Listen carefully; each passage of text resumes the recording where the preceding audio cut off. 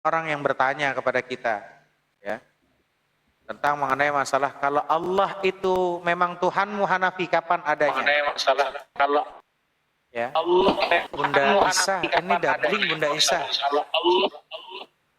Bunda Isa doubling. Waalaikumsalam warahmatullahi wabarakatuh. Ya. Jadi salbiyah itu ta'rifnya hiya kullu sifatin dallat ala nafi ma la yaliku bihi azza wa jalla. Gitu loh. Ialah tiap-tiap sifat yang menunjukkan atas menafikan barang yang tidak pantas, yang tidak layak, yang tidak patut untuk Allah. Ya, untuk Allah Rabbul Jalla Jalaluh. Makanya mukhalafatul lil hawadis. Kalau di Al-Qur'an dalilnya laisa kamitslihi syai'un fil ardi. Jadi kalau ada orang-orang yang ateis, agnostik ya, atau Kristen, Buddha, Hindu bertanya, Hanafi, kalau memang Allah itu Tuhan, kapan adanya? Kalau Allah itu memang Tuhan, di mana tempatnya? Kalau Allah itu memang Tuhan, seperti apa rupanya? Saudaraku, sahabatku, saudaraku yang kucintai karena Allah, masa, waktu, tempat, itu ciptaan Allah. Bagaimana mungkin Allah ada di ciptaannya? Karena pasti berbeda. Ya. Lalu nanti ada namanya ma'ani. Apa itu ma'ani? Sifat. Ma'ani ialah sifat makna yang tetap pada zat. Ya. Dan mewajibkan baginya satu ketentuan hukum. Yaitu ada 7. Ada qudrah, kuasa, iradah, berkehendak, ilmun, mengetahui, hayat, hidup, sama, mendengar, basar, melihat, kalam, berkata-kata. Nah, ta'arif daripada ma'ani adalah ya kullu sifatin mawjudatin qa'imatin bimawjudin aujabat lahu hukman. Artinya ialah tiap-tiap sifat yang mawjud, yang berdiri dengan zat yang mawjud, yang mewajibkan baginya satu ketentuan hukum. Karena memang Allah itu Tuhan, harus qudrah, harus kuasa, iradah, harus berkehendak, ilmun, Tuhan harus mengetahui, hayat, Allah harus hidup, sama, Allah harus mendengar, basar, Allah harus melihat, kalam, Allah harus berkata-kata. Nah, itu ada di dalam diri manusia, itu sifat rububiyah. Sama, kita memiliki sifat rububiyah. Kita punya nggak kuasa? Punya. Iradah, berkehendak, ada. Ilmun, kita mengetahui, ada nggak? Ada. Hayat, kita hidup nggak sekarang? Hidup. Sama. Mendengar nggak kita? Sama. Mendengar. Basar, kita melihat, ada nggak? Melihat. Kalam, kita berkata-kata, bisa nggak? Iya. Berkata-kata.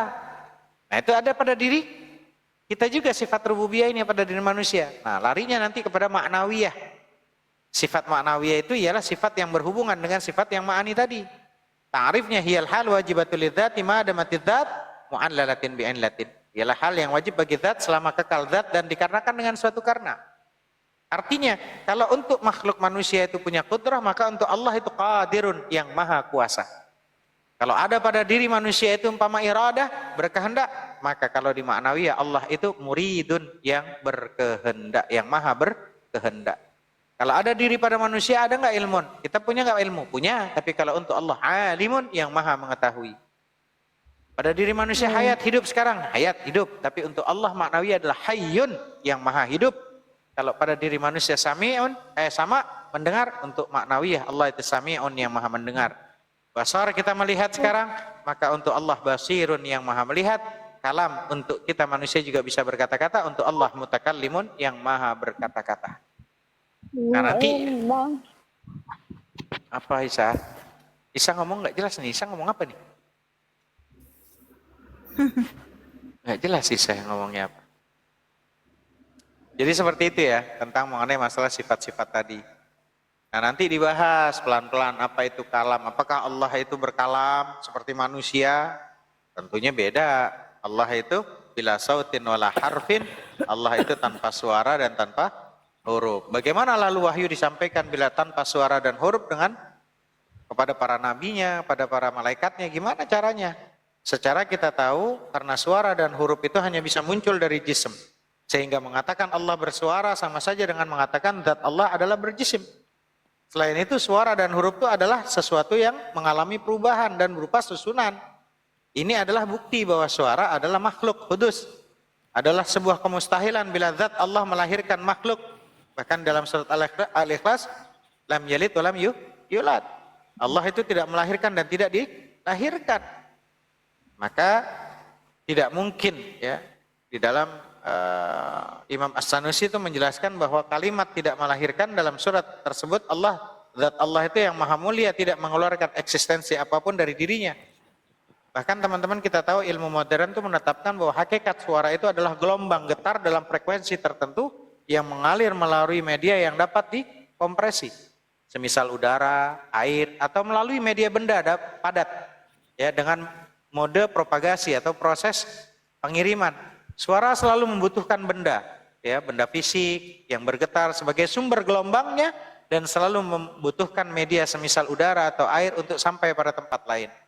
Nah, suara juga dapat dihalangi oleh media lain yang mencegah sampainya gelombang getar itu atau mengurangi efeknya. Nah, karena suara seperti ini berlaku universal dalam arti tidak ada satupun suara yang tidak demikian, meskipun bunyinya berbeda-beda. Nah, sekarang pertanyaannya, layakkah suara disebut sebagai salah satu hal yang keluar dari zat Allah? Nah, tentu sangat tidak layak. Nah, pertanyaannya bagaimana wahyu disampaikan bila tanpa suara? Nah, Imam Ibnu Hajar al-Asqalani mengatakan apa? Wa hadza hasilu kalami ma yanfi sauta minal a'immati wa yalzamu minhu anna Allah lam yusmi ahadan min malaikati wa rusulihi kalamahu bal alhamahum iyahu. Akhirnya apa katanya di dalam Fathul Barinya dikatakan di halaman 458, ini adalah konklusi pendapat para imam yang menafikan adanya suara dari Allah. Konsekuensinya apa? Bahwa Allah tidak memperdengarkan kalamnya dalam bentuk suara maupun huruf dan pada satu malaikat dan rasulnya, tapi mengilhamkan pada mereka. Seperti itu. Wallahu ta'ala a'lamu bis-shawab.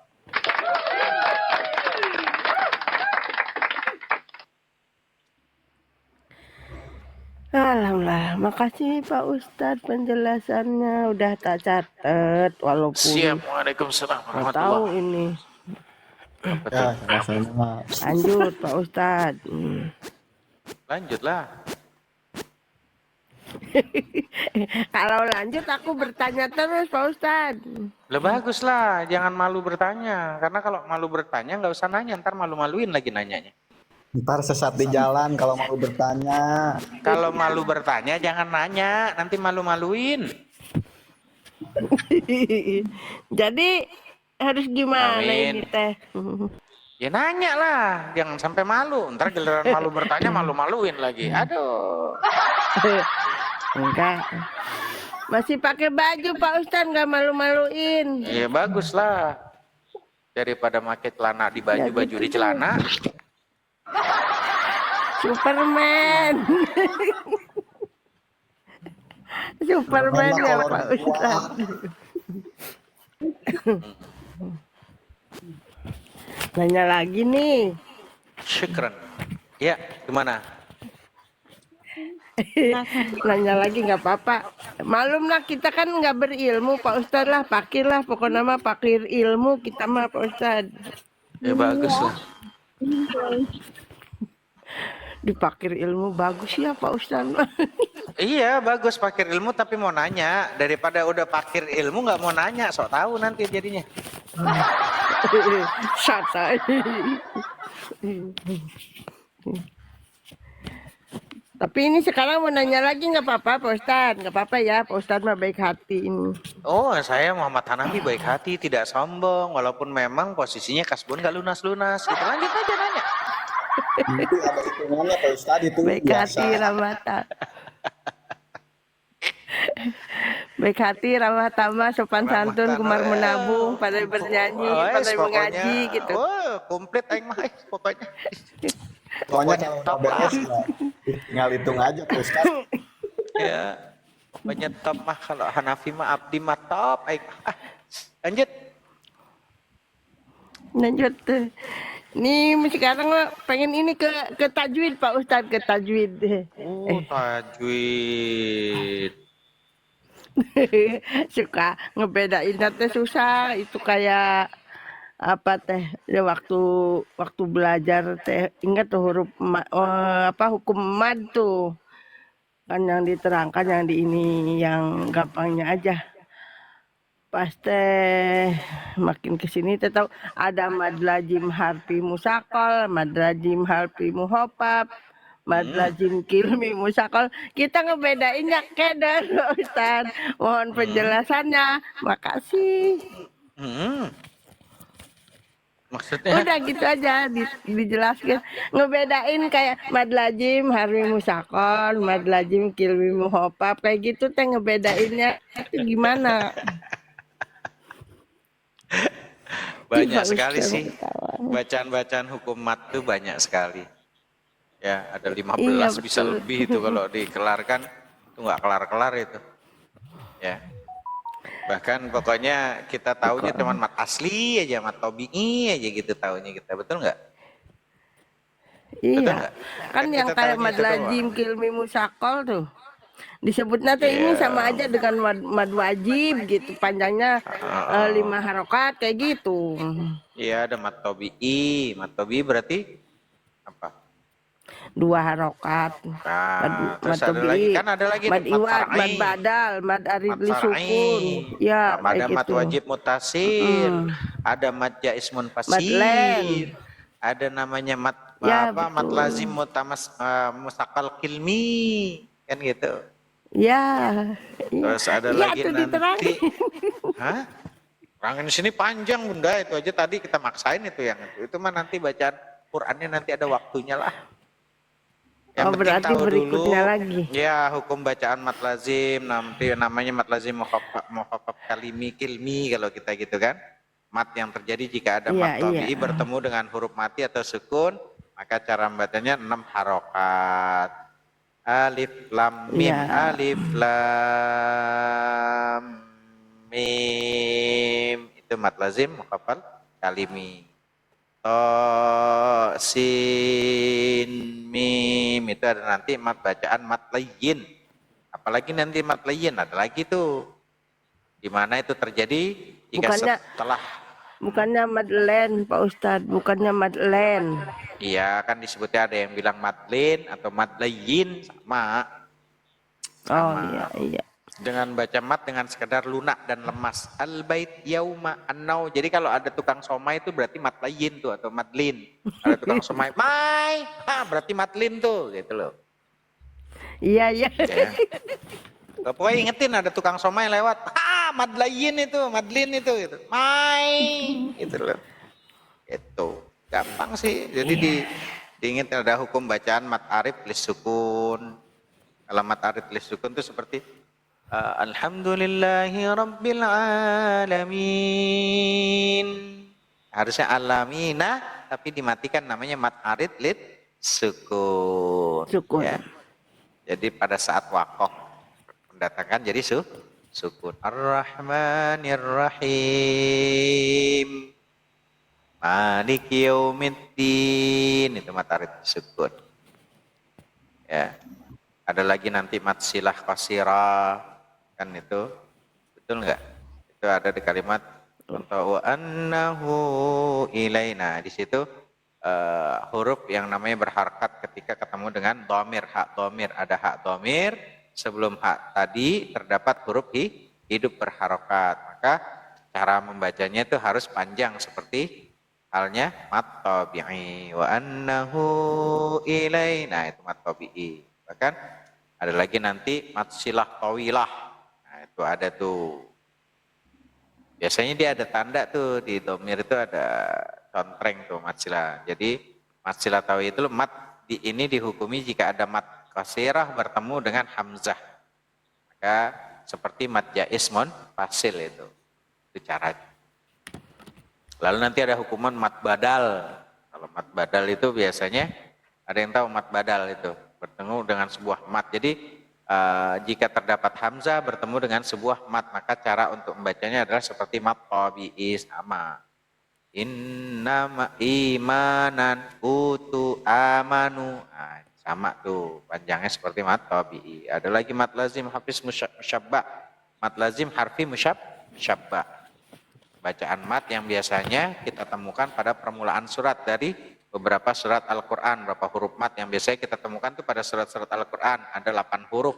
Nun, qaf, nun, qaf, shod, ain, sin, lam, kaf, mim. Maka cara membaca mat ini seperti mat lazim, yaitu sepanjang 6 harakat. Ya. Nanti lagi ada bacaan hukum mat lazim harfi mukhaffaf. Itu apabila ada permulaan surat dari Al-Quran yang terdapat salah satu atau lebih dari antara huruf yang 5, yakni ha, ya, to, ha, ro. Itu namanya mat lazim harfi mukhaffaf, dibaca ringan. Ada lagi nanti mat tamkin. Ini disebut terjadi jika terdapat ya sukun yang didahului dengan ya yang bertasydid. Itu namanya mat tamkin. Lalu ada namanya mat parqi. Apa itu mat parqi? Ya, bertemu dua hamzah di mana satu hamzah istifham, sedangkan yang kedua hamzah adalah wasal pada lam. Qul adzakaraini. Nah, itu qul adzakaraini. Qul Allah, Allah. Nah, itu posisinya. Jadi di situ am'alallahi taftaruna Allah. Nah, di situ. Nah, itu disebutnya mat farq. Itu. Wallahu taala a'lamu bissawab. Kalau singkat-singkat kayak gitu, tapi kan kalau Quran itu harus dipraktekkan. Itu teman-teman. Supaya nggak lupa Kalau ya bacaannya gitu. Kenapa? Kalau bacaan bacanya kayak ini wala tahadduna ala ta'amil miskin tuh yang panjang gitu tapi bertasdid itu namanya apa? Yang tadi udah disebut mat Mad tamkin. gitu.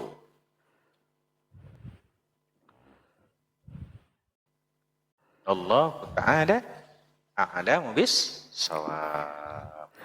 Belum bisa jawab.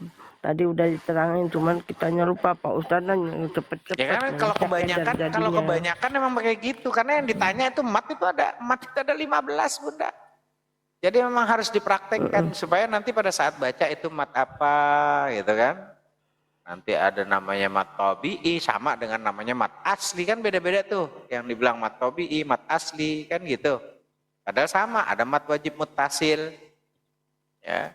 Sama sawa hani antabu'a itu. Lalu ada bacaan mat jais munfasil. Inna a'tayna. Nah, inna itu mat jais. Inna anzalna wa ma adraka wa la antum. Ada mat lazim mustaqal kilmi dzalika bi annahum syaqqullah. Nah, itu namanya mat lazim mustaqal kilmi namanya dengan tasydid pada satu kata. Musaqal. Iya. Inna syarad dawabi gitu loh. Alladzina kuntum tusyaqquna fi walillahi yasjudu ma fis samawati fil ardi min dabbatil ladzina gitu. Iya. Tuh, ada lagi mat lazim mukhaffaf ilmi alif lam mim. Jangan-jangan pada saat kita ngaji alif lam mim kita nggak tahu hukumnya apa itu. Mat lazim mukhaffaf ilmi. Gitu loh. Itu namanya mat lazim mukhaffaf ilmi. Kita masih banyak loh pelajaran yang memang kita itu dilewatin, kita tahunya ngaji doang padahal di situ kita nggak tahu hukum-hukumnya. Ya kan? Nah, ini yang harus kita mudah-mudahan nama Allah anugerahi hati kita cinta akan nuntut ilmu, cinta sama Al-Quran. Mudah-mudahan nih doa minta sama Allah. Banyak ilmu yang masih belum kita gapai supaya kita bisa ya dekat para alim ulama, ngaji, nanti ketemu lagi bab gini. Saya sih babnya bebas, apa saja dibahas. Ada mat lah, ada bacaan Quran lah, asilah tawilah dan segala macam tadi kan dibahas tuh. Ada namanya mat iwat gitu.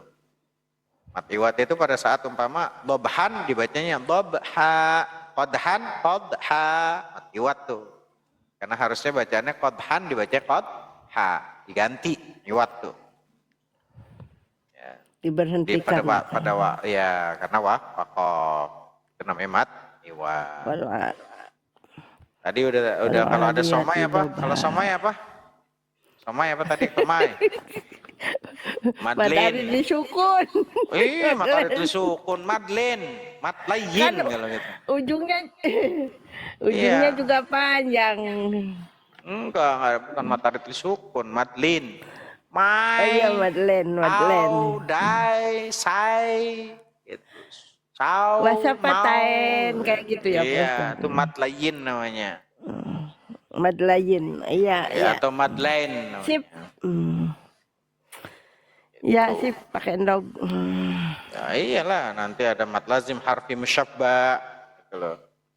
Bacaan mat yang biasanya kita temukan pada permulaan surat di beberapa surat Al-Quran. Berapa huruf biasanya itu ada nun, qaf, shad, ain, sin, lam, kaf, mim. Itu namanya mat lazim harfi musyabbah. Ada lagi mad lazim Musyabbah. harfi mukhaffaf. Biasanya itu permulaan surat Al-Quran di mana ha, ya, ko, ha, ro. Nah, itu biasanya itu. Ini cara belajar. Nanti ada mad harq, ada namanya mad tamkin. Gitu. Pokoknya banyak ilmu-ilmu Quran itu teman-teman yang masih belum kita pahami. Belajarnya waktu kecil, sekarang mah udah tua.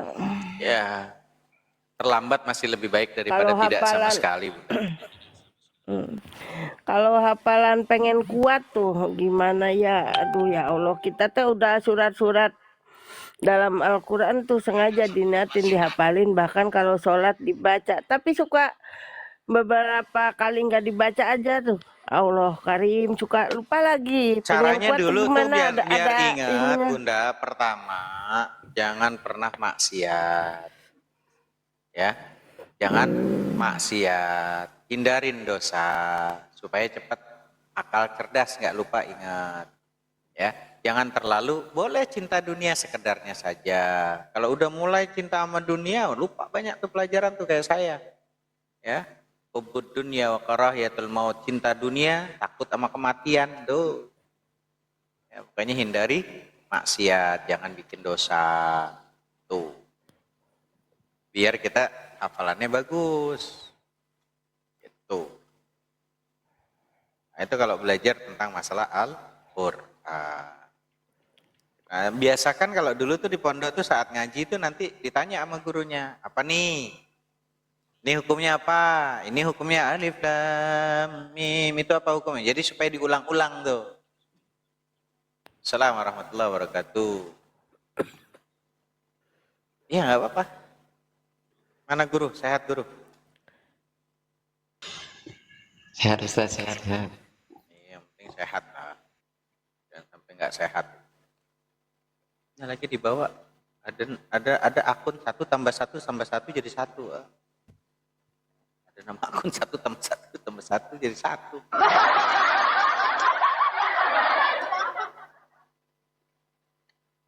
Guru, Ya silakan. Allah.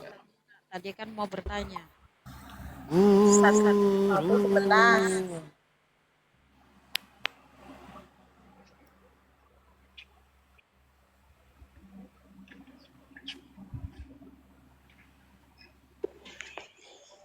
Lanjutlah Ustaz, lanjut. Lanjut kita dari sore, dari pagi nih kita buka komal dari jam 7. Ya, Waduh. tadi Assalamualaikum warahmatullahi wabarakatuh Bang Handi. Buka komal dari jam 7 ini. Waalaikumsalam. Jam 7 malam. Pagi. Oh iya, Allah. Enggak. Dari sore tadi. Sore cuman ditinggal karena ada tamu. Maghrib lah ya. Iya bener ya Hani ya. Mana ada tamu, tinggal bentar ada tamu lagi. Udah sampai malam. Ya, habis ngisi sambil kekosongan malam Sabtu yang begitu Iya. indah. Ustaz, ini kan kajian ya Ustaz ya? Enggak, saya enggak kajian, cuman kumpul-kumpul nongkrong aja sama teman-teman. Enggak ada Iya kajian. kan ada Kajiannya seminggu ilmu. sekali. Kan ada ilmu yang bermanfaat tadi disampaikan. Oh ya, mungkin. Ini Ustaz. Ini Ustaz. Hmm. Ada bentar. Oh, ini agak menganjal ya Ustaz ya. Apa tuh? Relate-nya dengan apa ya, kesadaran diri atau reminder buat kita, maksudnya gini, tidak suka yang berwajah malaikat tapi berhati iblis. Tolong dong. Enggak, ini serius Ustaz. Dia baca itu gua dia. Aduh, curahan hati tuh. Hah? Apa sih? Kenapa itu punya gua sih diinin? Enggak lah. Ya, apa ya? Aduh, gimana ya ngomongnya ya? Simple sih sebetulnya itu. Ya tergantung kita sih mau mandangnya itu apa ya? Memaknainya lah. memaknainya itu setiap kehidupan ini apa yang kita mau maknai. Mau maknai malaikat silahkan, mau maknai iblis ya silahkan. Iya, Ustaz. Jadi Kita gini, yang mau Ustaz. maknai, gimana? Saya udah saya maknai lah kan. Udah saya coba pahami apakah benar. Jadi saya pengen verifikasi dari Ustadz aja. Ya Berarti kan kan hidup ini kan sebenarnya apa ya, Guru? Rangkaian makna kan. Mau kita labeli apa peristiwa itu kan? oke. Tapi kalau kita ketemu, kok kayaknya dia tuh, kan ini kan terkontaminasi gitu. Orangnya kok baik ya, tapi kok hatinya gini ya, kan gitu. Kok tingkahnya gini ya, gitu kan. Tapi saya juga nggak bisa menjudge apa emang benar, tapi kenyataannya kok begitu yang saya rasakan gitu loh. Nah, kalau kita labeli hikmah ya alhamdulillah, tapi kalau ya apa ya, sekarang saya dapat banyak pelajaran, tapi kalau kita itu labeli sebagai keputusasaan, kekecewaan, ya kita selalu diburu-buru kegelisahan tadi. Ketika kita merasa jadi nggak bahagia gitu. Maka kalau kita ingin bahagia selalu tadi rasa syukur, kemampuan kita bermain label ini. Kadang-kadang orang pakai istilah berpikir positif gitu loh, maksudnya Guru. Tapi ketika dia melihat saya ya berwajah malaikat tapi hati iblis, ya kamu memaknainya di mana? Kan bukan sayanya yang memaknai, kamunya yang melihatnya nanti. Betul nggak? betul Ustadz. Ya, jadi gini Ustadz. Tidak suka yang berwajah malaikat tapi berhati iblis. Itu kan artinya ada mata yang lain, pandangan yang lain.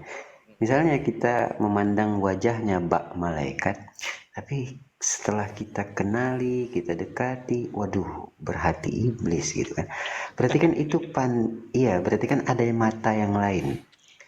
Dan bagaimana cara mengasah penglihatan mata itu, Ustaz?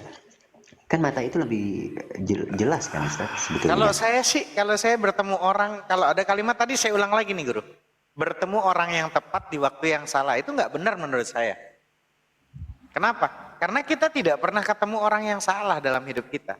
Betul, ya. Pasti ada tujuannya, entah itu kasih kebahagiaan atau cuma pelajaran. Bagaimanapun juga mereka ini adalah orang-orang yang tepat di waktu yang tepat. Mungkin mereka orang yang tepat untuk nyakitin kita, agar kita tahu diri kita tuh berharga gitu loh. Mungkin mereka orang yang tepat untuk meninggalkan kita, agar kita tahu bahwa kita mampu berdiri di atas kaki kita sendiri. Bahkan mungkin mereka tuh orang yang tepat untuk menghancurkan kita, sehingga kita bisa menyusun kembali diri kita yang berantakan. Bahkan mungkin mereka orang yang tepat tapi untuk alasan yang berbeda dari yang kita harapkan.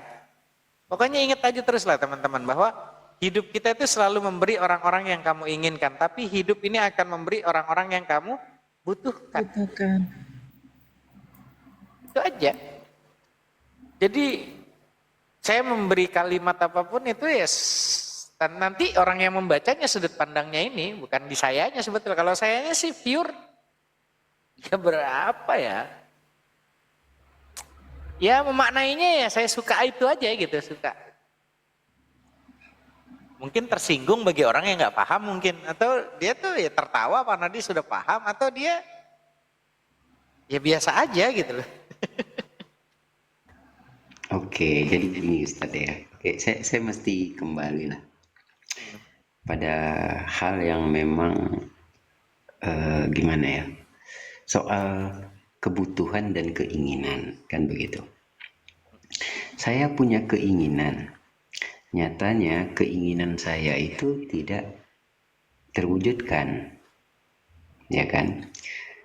Berarti kalau kita kaitkan dengan yang maha tahu, ya, berarti yang maha tahu kan paham apa yang kita butuhkan, ya kan? Sehingga yang kita inginkan itu tidak terwujud, mungkin saja itu tidak baik untuk kita, kan?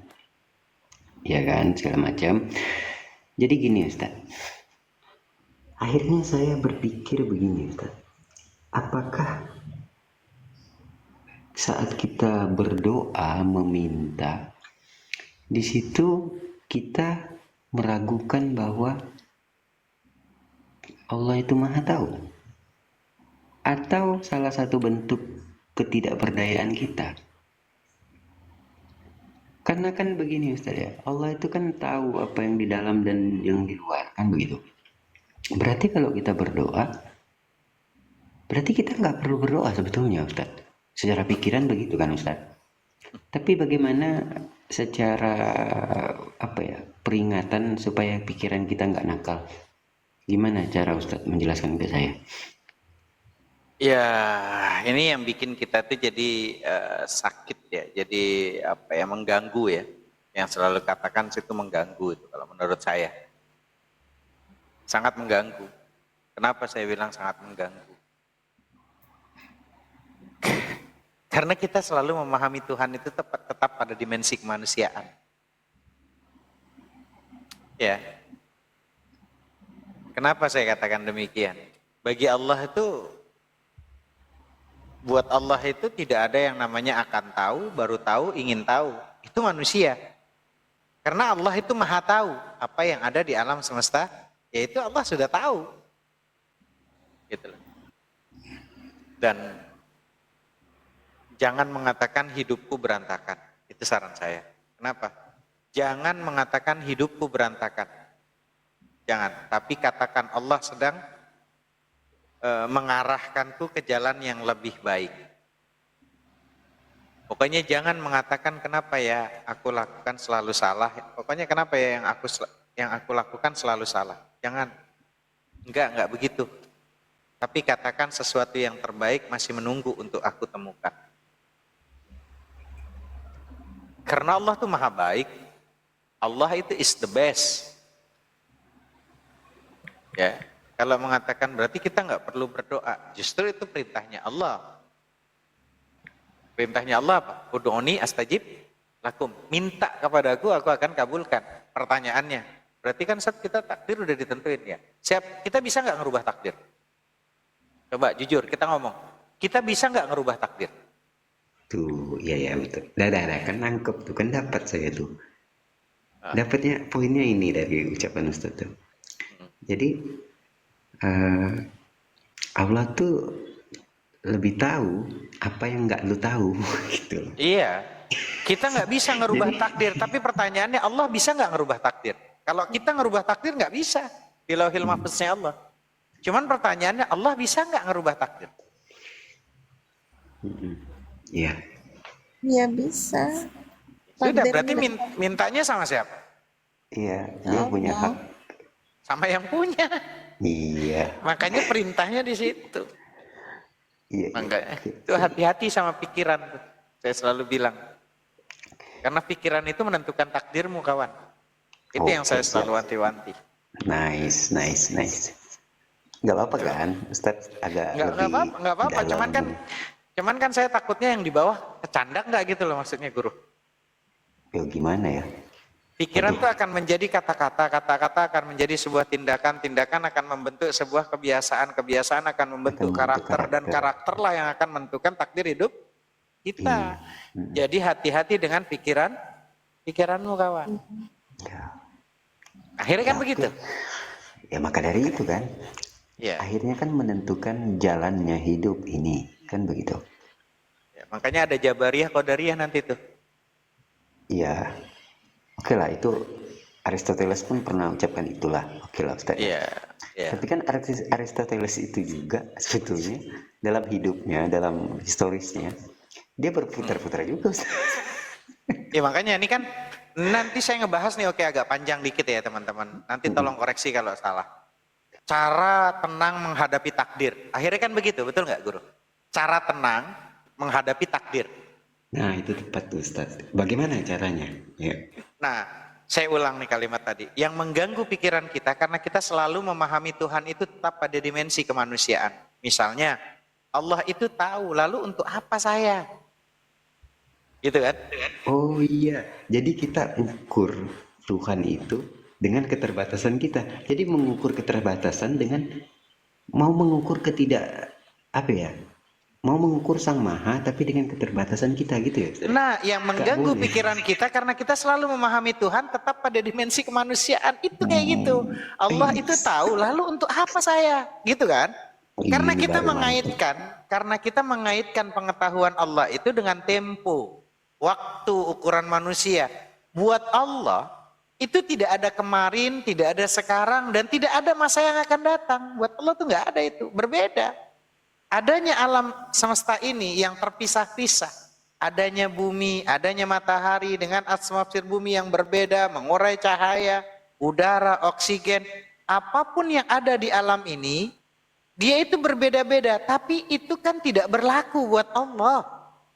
Jangan kita membayangkan misalnya, kalau begitu Allah sudah tahu. Padahal kan masih 50 tahun yang akan datang. Itu kan logika kita. 50 tahun yang akan datang itu perjalanan hidup manusia. Waktu itu sejatinya itu kan sebetulnya bukan sesuatu yang pasti. Misalnya, kalau teman-teman pernah dengar kisah pemuda Ashabul Kahfi, coba tonton.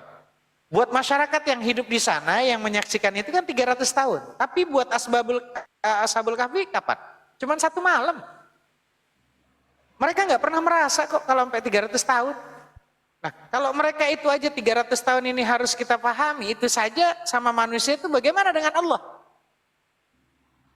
Kita kalau terbang, saya bilang nih ketika di debat lintas diskusi itu, kalau kita terbang dari Jepang hari Jumat, sudah salat Jumat di Tokyo, terus kita terbang ke California, begitu kita sampai di California itu masih Jumat pagi loh. Tidur di hotel, terus nggak lama masuk Jumatan lagi, ada resepsionis hotel, nggak Jumatan Pak. Ini kan mustahil coba kalau dibayangkan. Coba tanya sama di manapun itu, hanya bisa ketemu Jumat itu sekali, seminggu. Ini kalau kita lihat dimensi loh. Waktu itu ada, udah kacau di muka bumi ini. Atau sebaliknya kalau kita terbang dari Tokyo ke Amerika, maka nanti salatnya itu dalam seminggu itu cuma 40 tuh. Karena kita mengulang 1 hari. Tapi sebaliknya kalau kita terbang dari Amerika ke Asia, misalnya hari Kamis, kita akan sampai di Indonesia tuh hari Sabtu. Jumatnya lewat tuh. Lewat, hilang, nggak ada Jumat tuh. Kita cari Jumat nggak akan ketemu. Itu waktu antara kita manusia masih menggunakan kapal terbang yang sama, masih di bumi Allah yang sama, itu waktu aja udah kacau. Bagaimana kalau kemudian Allah? Jadi jangan kemudian kita bagaimana ini sudah dipaksakan, tidak. Karena itu buat Allah tidak ada yang namanya Allah itu akan tahu, baru tahu, ingin tahu, itu manusia. Kalau Allah itu maha tahu, alimun, maha tahu. Apa yang ada di alam semesta ini ya Allah udah tahu. Udah diketahui. Semua orang itu zalim kalau kita menyalahkan takdir. Kita sering banget kan itu mengaitkan tuh kalau sukses Jakarta Bang Guru. Bisa sukses Jakarta Bang Guru. Ya, karena saya berjuang gitu kan. Tuh. Tapi kalau gagal Allah kasih kita cobaan, sejati kita jawabnya apa? Gak mengaitkan, kita bilangnya apa? Takdir yang disalahin. Ya, saya miskin emang udah takdir Allah. Itu nggak jujur kita. Tapi kalau giliran sukses karena usaha saya, karena ikhtiar saya, ya. Maka ketika kemudian kita membayangkan Allah itu sebagai maha memaksa, yang maha memaksa, Allah itu nggak berkeadilan. Allah itu apa ya? Allah untuk apa sih menciptakan surga dan neraka kalau penduduknya sudah bla bla macam-macam dah itu. Enggak teman-teman. Ada sesuatu itu murni dari Allah, maka saya katakan Allah kamu posisi memang ada sesuatu yang memang harus kita yang mengerti. Tapi ada yang memang itu tidak ada manusia itu bisa memilih. Tapi memang ada sesuatu yang memang Allah sudah takdirkan, tapi kembali lagi al-insan bainal musayyar wal mukhayyir. Manusia itu ada takdir yang dia nggak bisa merubahnya, tapi juga ada takdir yang dia bisa merubahnya. Itu secara ahlus sunnah wal jamaah. Ini panjang kalau nanti ngebahas masalah sampai ke begitu, takutnya nggak sampai kalamnya saya itu takut salah. Tapi ya pelan-pelan aja. Ya intinya gitu, yang mengganggu pikiran kita karena kita selalu memahami Tuhan itu tetap pada dimensi kemanusiaan. Wallahu ta'ala a'lam bissawab. Itu guru.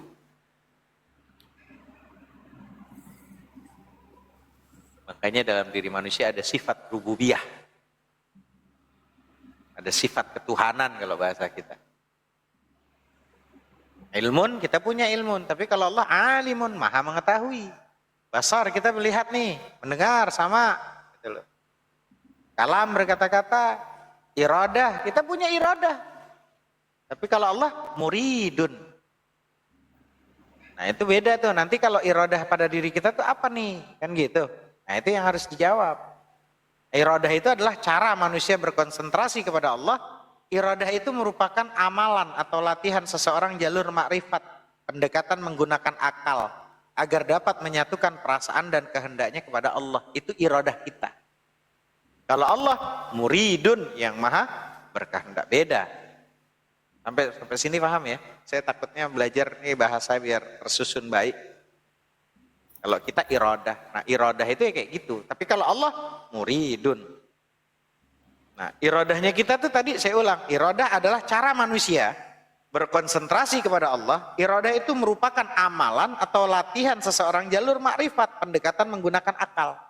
Agar dapat menyatukan perasaan dan kehendaknya kepada Allah. Kalau Allah sendiri muridun yang maha berkehendak. Wah ini Rini kalau ngebahas di sini gue takutnya nanti pada aduh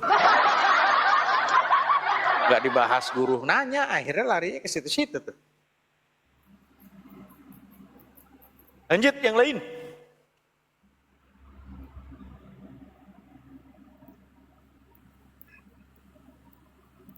Tis, monitor, kiu.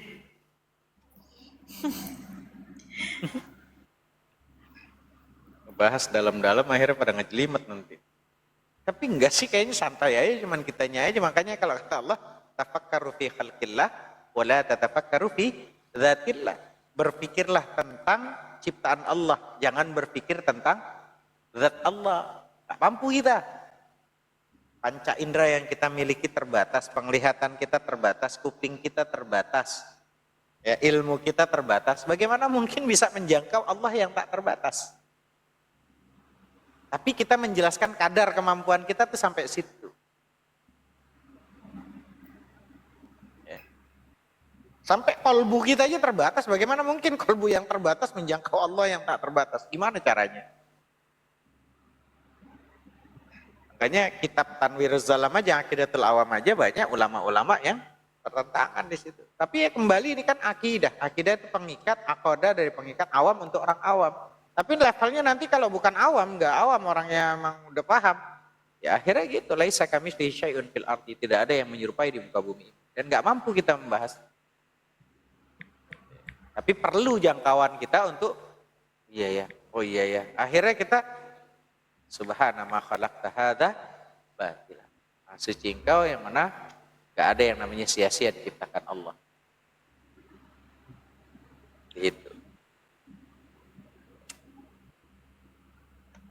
Oh, lanjut guru. Ini gara-gara lu yang bikin pak pemantiknya nih. Jadi tambah berat ini. Itu di bawah ada yang typing. Itu Apa tuh? Ustaz. Apa tuh?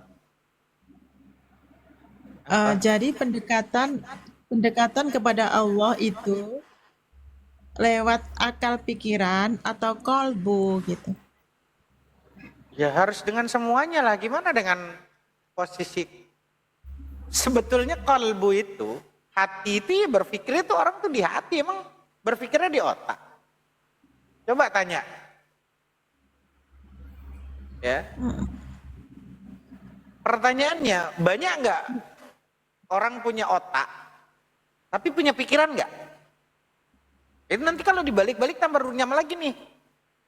Belum tentu orang punya otak, tapi punya pikiran. Berkesinambungan gitu ya. Iya otak, ya kolbu. Otak, kolbu. Nah, nanti kalau belajar Qur'annya ya teman-teman. Makanya Allah tuh bilang apa di Al-Quran? Ini bukan kata saya, kita mengupas sedikit lah di Al-Quran. Makanya Allah Subhanahu wa taala mengatakan dalam Al-Qur'an walaqad wa'iyadzubillah bismillah surat Al-A'raf ayat 179 walaqad dara'na li jahannama katsiran minal jinni wal ins. Sungguh akan diisi neraka jahanam itu kebanyakan daripada jin dan manusia. Apa kata Allah? Siapa aja mereka? Lahum qulubul la yafqahuna biha. Mereka tuh punya hati, tapi tidak digunakan hati ini untuk memahami. Berarti ini posisi yang memahami otak atau hati. Secara sekarang orang kalau nggak punya mata, nggak punya pendengaran, nggak punya otak, bisa nggak masuk ke hati? Nggak bisa. Berarti berkaitan nggak semuanya? Iya, berkaitan. Oh iya. Nah, lanjut pada ayatnya walahum a'yunun la yubsiruna biha. Mereka punya mata, tapi matanya nggak digunakan untuk melihat. Walahum adzanun la yasma'una biha. Mereka punya kuping, tapi kuping ini tidak digunakan untuk mendengar. Dengar. Ulaika kal an'am. Mereka itu seperti binatang. Balhum adall. Bahkan lebih sesat daripada binatang. Ulaika humul ghafilun. Nah, itu gunanya Quran itu kayak gitu. Kita ini buta. Mata ini cuman alat, tapi yang menyebabkan mata ini bisa melihat karena ada apa?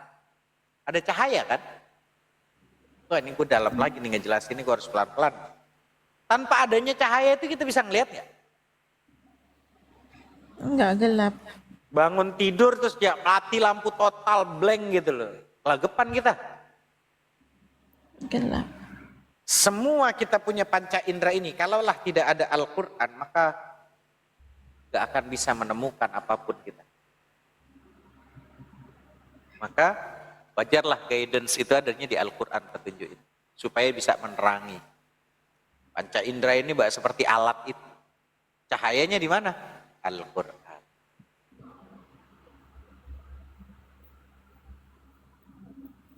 Wallahu ta'ala alam bisawab.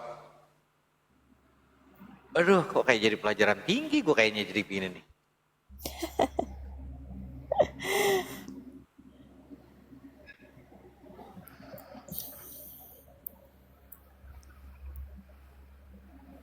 Ketinggian ini, ketinggian. Turun. Turun.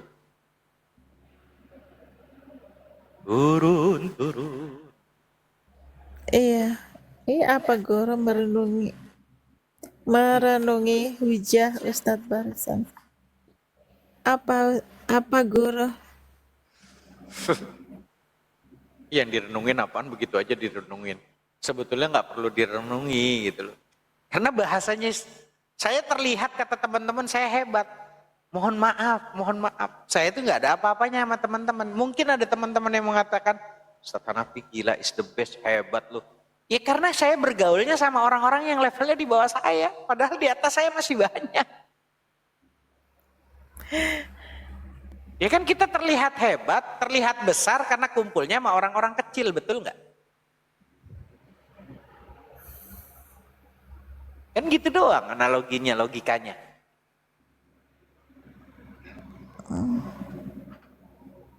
Kalau saya sama guru kan seringnya mainnya logika, nggak mau muter-muter gitu. Iya. Bahasa saya kayaknya terlihat tinggi ya, karena kita selama ini kan ngobrol pasaran mulu guru.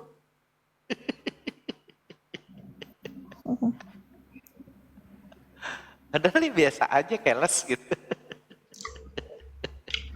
Bukan saya menganggap Ustadz itu hebat, lebih dari yang lain. Wow, enggak begitu. Tapi saya melihat ada campur tangan Allah di situ. Jadi Yes. Allah memberitahu ke saya melalui Ustadz. Betul. Tapi gini, saya nggak peroleh jawaban-jawaban seperti ini dari orang yang lain gitu loh Ustadz. Jadi kalau saya misalnya berdiskusi sama, oke lah katanya tokoh publik, dia Ustadz atau dia pendidik atau gimana, nggak terjamah batin saya, nggak terasa syahdu batin saya gitu. Tapi kalau Ustadz terus terang, kalau hujah dari Ustadz tuh batin saya tuh tersentuh. Bukan berarti karena Ustadznya enggak. Cuma saya menganggap beruntunglah orang yang apa? Lu musuh lu datang guru, musuh lu datang. Guru. Ya.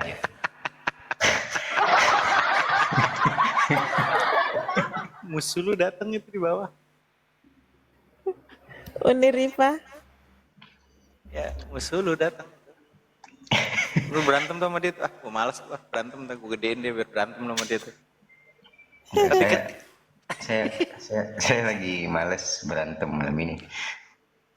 Lagi dengan dia. Ya. Karena dia tuh selalu menganggap saya itu kayak anak kecil gitu. Padahal yang kecil, yang kekanak-kanakan tuh dia sebetulnya. Nah, itu loh Ustaz. Parah lu, Guru.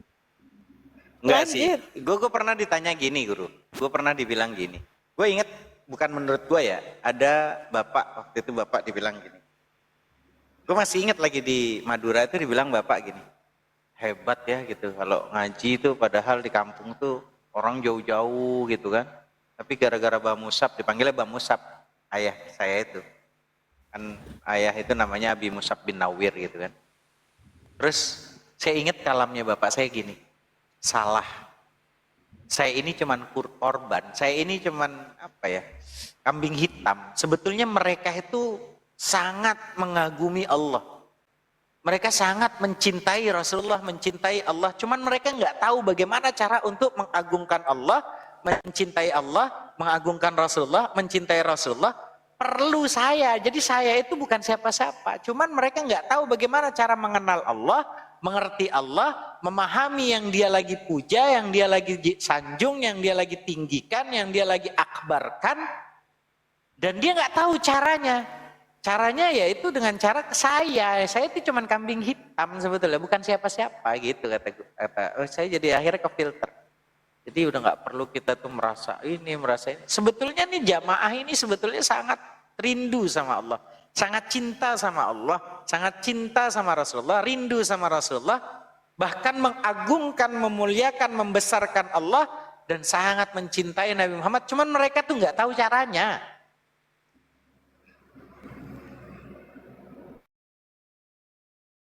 Dan caranya itu apa? Ya, dengan cara saya ada, kata ayah. Jadi sesimpel itu saya bilang, ya keren juga ya gitu loh. Nah itu saya belajar hal-hal yang kayak nggak ada di kitab-kitab manapun, tuh adanya ya di ayat-ayat kauniyah Allah ini gitu. Dengan tingkah laku orang-orang saleh itu. Iya. S3 itu pelajarannya seperti itu Ustaz. Iya. Iya. Dan saya bersyukur memang. Karena begini, S3 itu kan selalu membahas kurikulum di S3 ya. Selamat. Membahas yang substansi, yang etis itu. Itu tuh Ustaz. Padahal sebetulnya yang di pesantren lebih keren. Gitu. Iya loh.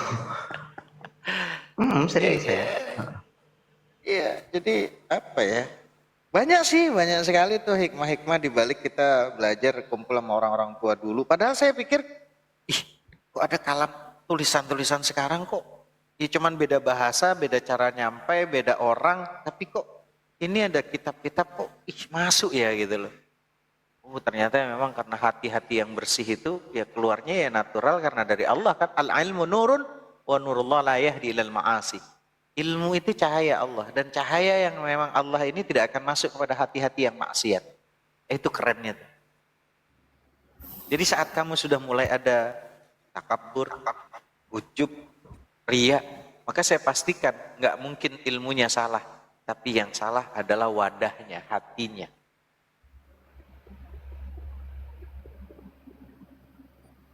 Makanya kita sering ngobrol apa di tempat komal-komal itu kan guru. Cara terbaik itu saat kita ngobrol atau kita memiliki santri, kamu dalami dulu. Hati yang begitu kurang luas, hati yang begitu kotor, kamu masuk dulu ke situ. Kamu kuras dulu hatinya. Hingga pada saat sesuatu yang datang dari hati, insya Allah masuk ke hati.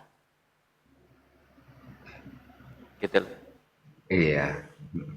Tapi gini Ustadz ya, kemarin terus terang tuh saya agak kesel sama Ustadz.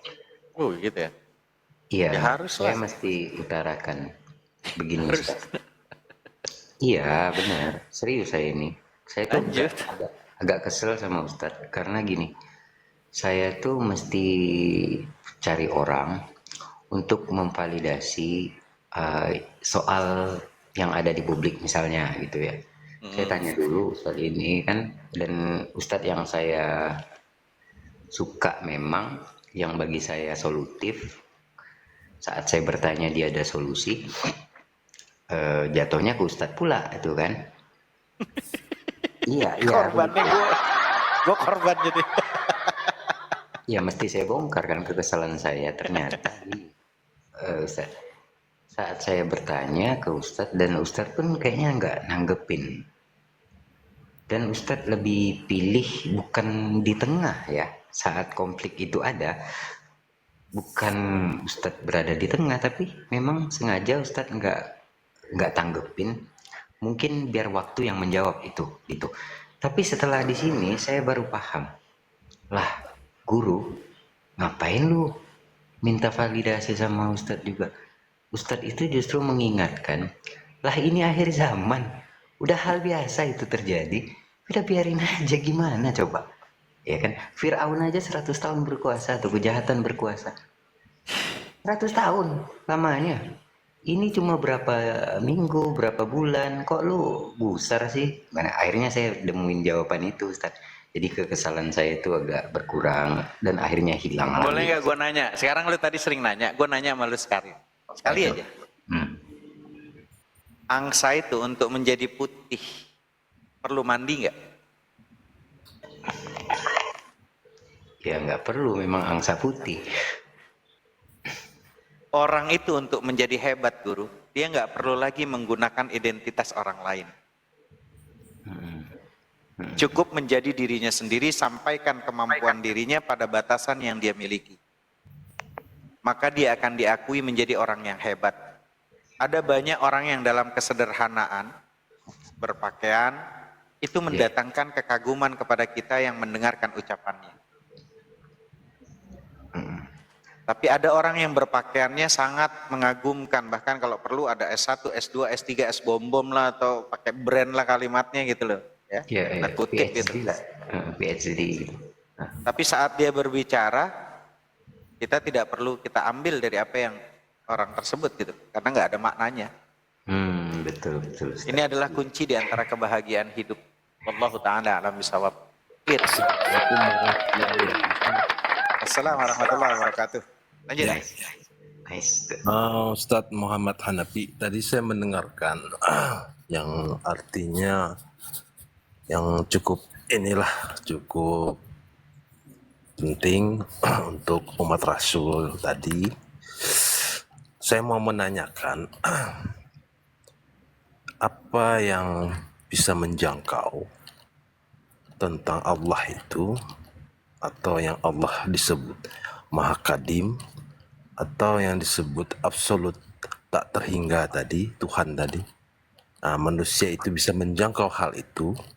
Apakah unsur manusia yang jasmani yang mempunyai akal pikiran tadi, atau unsur rohani yang ada jiwa dan ada kalbu itu? Yang mana yang lebih mendekati atau menjangkau hal Tuhan yang Maha Kadim itu? Itu yang tadi saya ini belum clear itu dijelaskan. Mohon Bang Ustadz kan itu. Mohon maaf. Nggak apa-apa. Tapi tadi sempat dengar tentang salbiah. Ya, belum ini sih. Saya mau nulisnya aja, arti intinya aja. Yang mana yang lebih? Kalau salbiah itu kan ta'rifnya hiya kullu sifatin dallat ala nafi ma la yaliku bihi azza wa jalla. Ialah tiap-tiap sifat yang menunjukkan atas menafikan barang yang tidak pantas untuk Allah. Pertanyaannya gini. Gak semua pertanyaan itu kan harus ada jawaban, betul nggak guru? Ya. Bahkan terkadang pertanyaan itu jawabannya dengan pertanyaan itu sendiri. Gitu. Ya. Maka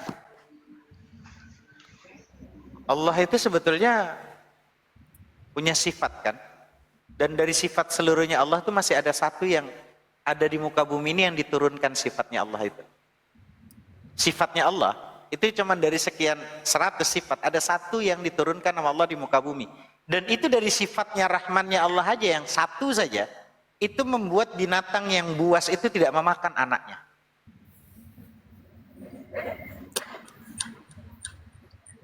Pertanyaannya,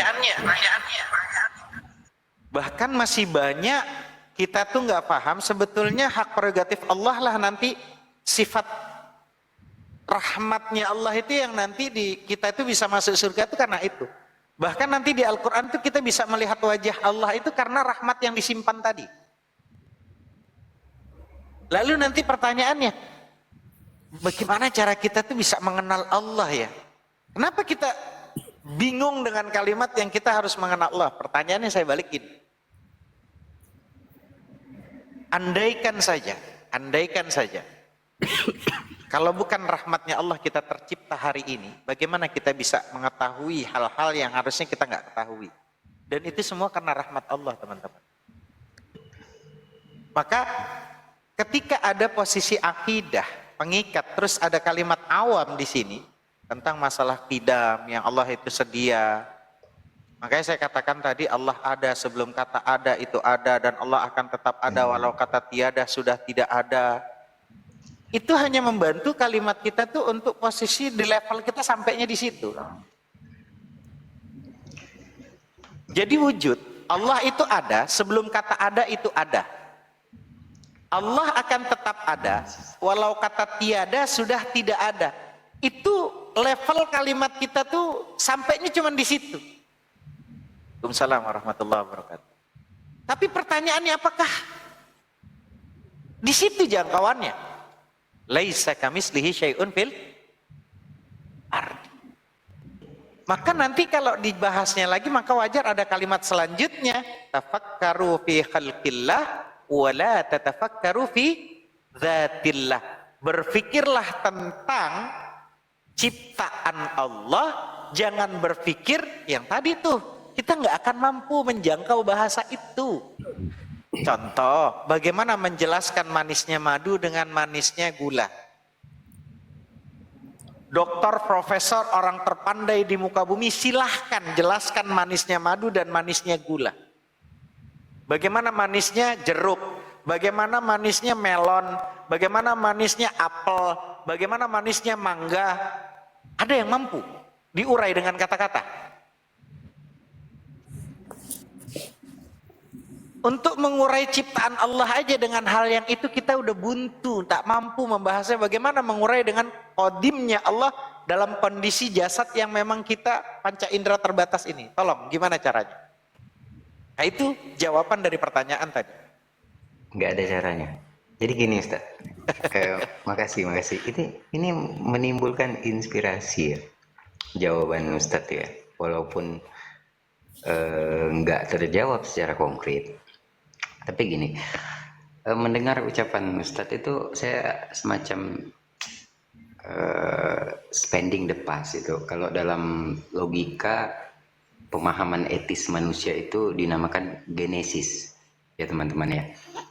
Jadi gini, saya mengingat perkataan dari Abu Bakar Siddiq. Ustadz, makasih Ustadz. Nih. Jadi saat ada yang bertanya, bagaimana cara melihat Allah? Abu Bakar Siddiq menjawab, tanpa bagaimana. Terus saya pikirkan itu Ustaz. Jawabannya, tanpa bagaimana. Jadi tiada cara apapun. Karena apa? Allah itu maha besar. Bagaimana mungkin mata kita mampu memandang yang maha besar? Kan begitu. Jadi logika akhirnya tunduk di situ Ustaz. Itu yang luar biasa Ustaz. Jadi Allah ini memfasilitasi kita, makanya kita dibilang makhluk sempurna. Di situ Ustaz letaknya Ustaz. Jadi kalau kita mau memang menggunakan pikiran, akal pikiran yang maksimal, insya Allah tuh kita nggak akan terombang-ambing. Makanya saya bilang, saya sependapat dengan Rocky Gerung. Dia mengatakan begini, orang yang tidak memfungsikan akalnya secara sempurna pasti masuk neraka. Secara pikiran ya, secara pikiran itu. Mohon jangan bertanya, karena kemungkinan kita akan berdebat ke depannya. Sebentar, saya boleh ini artinya.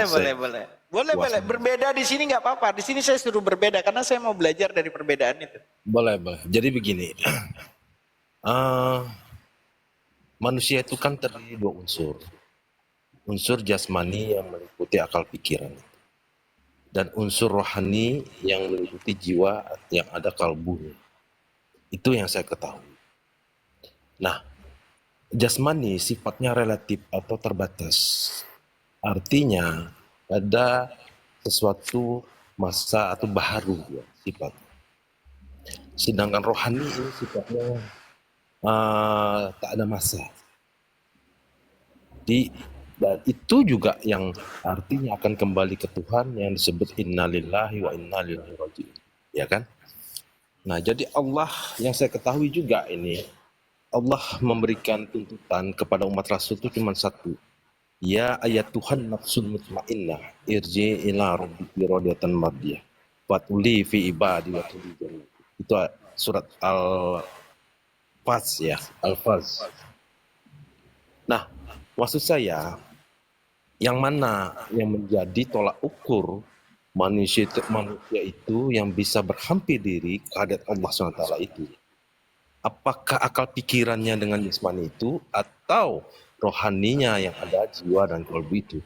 Karena begini, kalau secara akal pikiran yang artinya difungsikan oleh otak manusia itu relatif. Kenapa? Karena pada saat dia sadar, dia artinya mempunyai respon dan reaksi tadi. Tetapi pada saat dia tidur atau pingsan atau dalam keadaan narkos dalam medikal kedokteran, dalam keadaan narkos itu artinya dilumpuhkan akal pikirannya, jasmani pun dilumpuhkan, tapi ruhnya ada. Itu jelas tidak mampu merespon apapun. Artinya ada akal pikiran itu tak mampu, artinya lumpuh hal itu. Nah, sedangkan kematian itu mendekati alam di bawah sadar, artinya alam yang seperti orang pingsan tadi, dibius dalam keadaan narkos atau keadaan tidur dan bermimpi tadi, itu di bawah sadar. Nah, ini kan kita bisa membandingkan yang mana ini berhak mengenal Allah itu dan berdekatan kepada Allah itu. Ini perbedaannya seperti itu. Mohon Ustadz bisa uraikan hal itu supaya kita tahu semua di Komal ini yang mana hal sebenarnya berhampir diri kepada Allah yang hakiki. Makasih. Oke. Jadi saya mengambil pertama ada kalimat ruh, terus ada kalimat nafsul mutmainnah tadi. Bahkan jangankan saya, orang Yahudi aja bertanya kepada Nabi Muhammad tentang ruh. Apa jawabnya dari Allah? Surat Al-Isra ayat 85. Wa ya'udzubillah bismillahirrahmanirrahim wa yas'alunaka 'anir ruh qulir ruh min amri rabbih wa ma utitum min ilmi illa qalilan. Mereka bertanya kepadamu Nabi Muhammad tentang ruh. Katakan ruh itu termasuk urusan Tuhanku, sedangkan kamu tidak diberi pengetahuan kecuali hanya sedikit. Nah, itu asbabun nuzul. Iya, Ya. itu bukan saya, tapi Quran. Sebentar, Ustaz. Ya, Ya, memang Ustaz, itu Ruh asbabun ayat nuzulnya. itu Makanya- mengatakan ruh, enggak, sebentar. Ruh betul. Saya setuju. Makanya Nabi Muhammad menekankan jangan kaji zat Allah, tapi Sebentar, sifatnya. sebentar. Kan gitu. Boleh saya bernarasi? Saya boleh narasi. Enggak apa-apa. Ruh yang dimaksud tadi, betul. Ruh Allah itu urusan Allah. Tapi ada sedikit kata Rasul. Ruh yang dimaksud ini ruh manusia. Ini urusan siapa? Menurut Pak Ustaz. Pertama, di Al-Quran itu yang dimaksud dengan ruh adalah Al-Quran sebagai firman Allah. Ya, tapi saya setuju itu ruh Allah. Tapi ruh manusia itu urusan siapa? Itu kalimatnya kalau bahasa tanya orang pondokan, itu amr. Artinya seperti gini. Ada orang bertanya, Ustadz itu gimana guru? Wah nggak tahu, itu urusannya guru. Jadi ada orang nanya tentang masalah ruh, itu urusan Allah, itu kerjaan Allah, terus nanya ke saya nggak tahu. Itu bahasa Nabi Muhammad sesimpel itu. Itu guru gimana? Oh nggak tahu, itu urusan guru, saya nggak tahu. Apalagi sesuatu yang memang Allah bilang ini urusanku, kamu nggak tahu, kamu dikasih ilmu hanya sedikit. Ya, Ya, ya tolong jelasin Saya yang kalau di wilayah memperkirakan, rasa deh. Enggak Ruh usah Allah. berkutat pada hal itu. Ruh Kami Allah itu paham benar. apa yang ada maksud. Hei, Ruh Bang. Allah itu benar. Ruh itu urusan Allah. Ya ampun. Karena yang terbit dari sisi Allah itu. Sesuai ayat nurun ala nur yahdilahu linurihi mayazau. Itu betul, ruh Allah.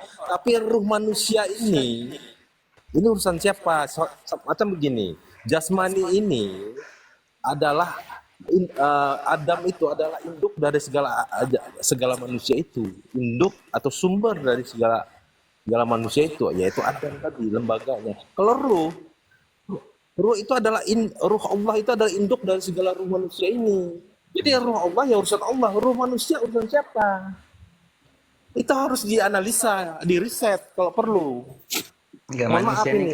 manusia ini kan awalnya tiada menjadi ada. Apa susahnya coba? Kenapa Iya, harus memperumit hal yang mudah?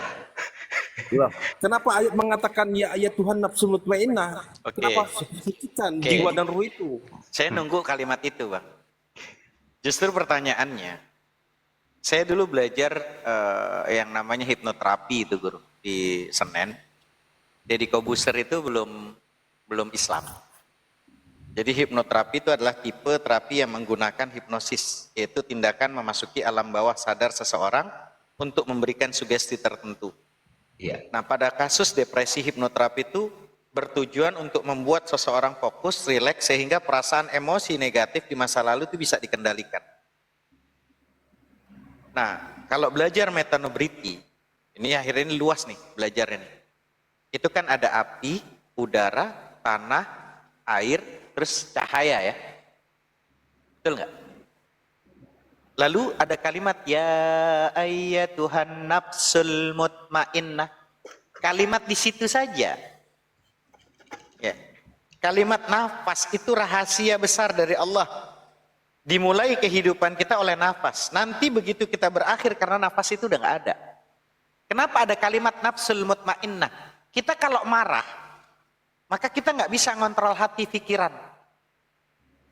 Yang bisa kita kontrol apa? Nafas. Makanya ini kalau sambungkan semua ilmu, makanya ketika kalau lagi marah, kenapa kok suruhnya duduk? Gak bisa duduk selalu berbaring, gak bisa berbaring ngambil wudhu, gak bisa juga salat.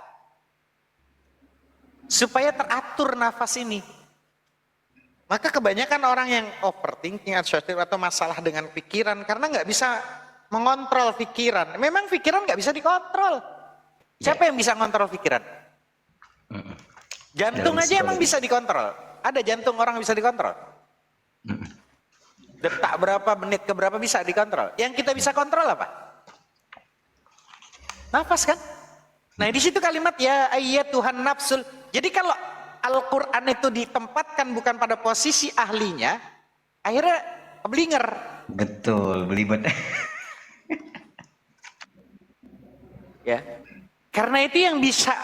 Makanya ada kalimat kontrol yang bisa kamu kontrol, jangan kontrol yang nggak bisa kamu kontrol. Nafas ini loh yang jadi masalah sumber itu di situ. Jadi kalau kita emosi marah itu pasti nafas tersengal-sengal, betul nggak? Bukan.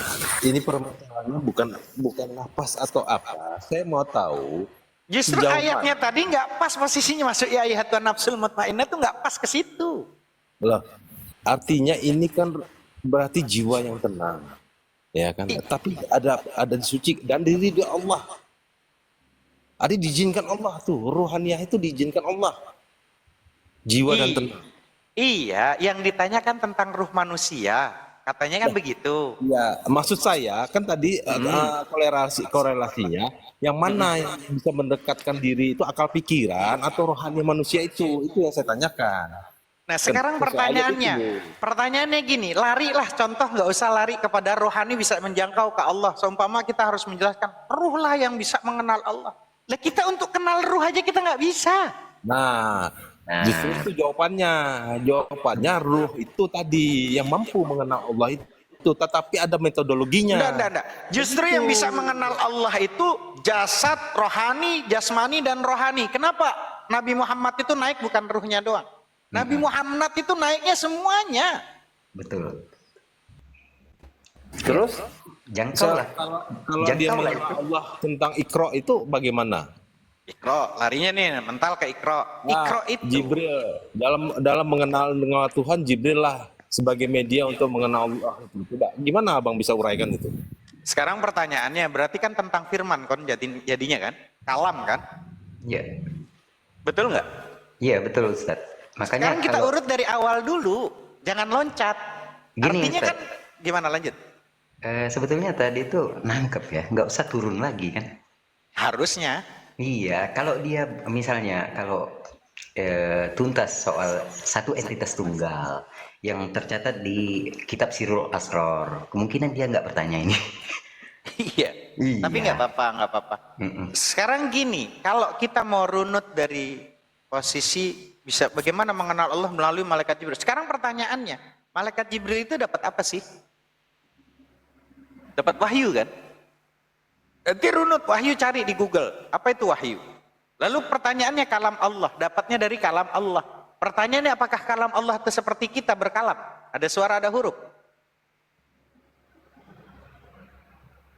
Ingat, suara dan huruf itu hanya bisa muncul dari jisim. Sehingga mengatakan Allah itu bersuara sama saja dengan mengatakan zat Allah itu berjisim. Ya, Selain itu suara dan huruf itu adalah sesuatu yang mengurai perubahan dan berupa susunan. Ini adalah bukti bahwa suara adalah makhluk. Sedangkan Allah mukhalafatul lil hawadis. Allah berbeda dengan yang baru. Kan gitu. Maka adalah sebuah kemustahilan bila zat Allah itu melahirkan makhluk. Bahkan kita tahu di surat Al-Ikhlas. Lam yalid walam yulad. Allah tidak melahirkan dan tidak pula dilahirkan. Imam As-Sanusi menjelaskan bahwa kalimat tidak melahirkan dalam surat tersebut adalah zat Allah yang maha mulia tidak mengeluarkan eksistensi apapun dari dirinya. Bahkan teman-teman ilmu modern itu menetapkan bahwa hakikat suara itu adalah gelombang getar dalam frekuensi tertentu yang mengalir melalui media yang dapat dikompresi. Gitu?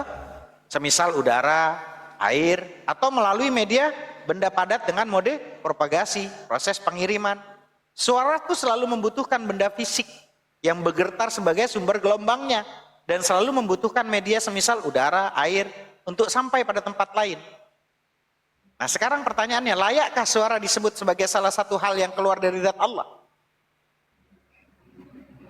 Tentu sangat tidak layak. Maka bagaimana caranya? Bahkan bukan kata saya, Imam Ibnu Hajar Al-Asqalani dalam Fathul Bari ayat 458, di halaman 458, apa katanya? Wa hadza hasilu kalami ma yanfi as-sauta minal a'immah wa yalzamu minhu anna Allah lam yusmi ahadan min malaikatihi wa rusulihi kalamahu bal alhamahum iyyahu. Ini konklusi pendapat para imam yang menafikan adanya suara dari Allah. Akhirnya konsekuensinya apa? Bahwa Allah tidak memperdengarkan kalamnya dalam bentuk suara maupun huruf pada satupun malaikat maupun rasulnya, tapi mengilhamkan pada mereka. Nah, pertanyaannya, apakah gara-gara ruh kita bisa kenal Allah? Atau Allah yang membuat kita bisa mengenal Allah?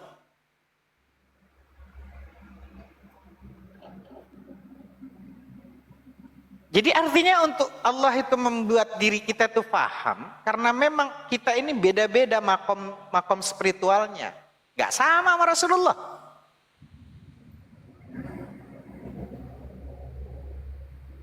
Terus kita mau memaksakan bahwa kita mengenal Allah dengan cara ruh. Nanti akhirnya jadi maningkau Gusti, ujung-ujungnya di 2024 ada murid saya Siti Jenar yang masih tercecer. Wah, ngeri teman-teman. Nah, menurut Bang Ustadz, berarti pendekatan kepada Allah itu tidak boleh atau gimana tentang rohaniah itu mengenal Tuhannya? Kalau memang levelnya sampai ke atas, tafakkaru fi khalqillah wa la tatafakkaru fi dzatillah, sampai di situ udah clear. jadi gini aja Ustadz, mudah-mudahan nangkep dia peka ya. Jadi gini. Ya itu makanya saya berhati-hati nih, takut karena yang dia itu di koma. Jadi saya analogikan gini aja Ustadz. Coba. Gini, kalau kita ada gelas nih Ustadz, terus kita tuang air di dalam gelas, di situ ada zat, ada sifat. Bagaimana kita membedakannya? Nah, ngapain lagi bertanya tentang ruh? Kan begitu. Ngapain tanya tentang zat? Kita kenali Allah dengan sifat. Makanya Nabi Muhammad mengatakan, siapa yang mendekati, menelusuri Man arafa nafsa zat, arafa rabbah, katanya. ya kan mengarah ke kafiran. Itu yang bahaya kan. Iya, makanya kita berhati-hati. Iya, Jadi kalau saya pakai pendapat Imam Hasan Basri itu gini, gampang aja Ustaz.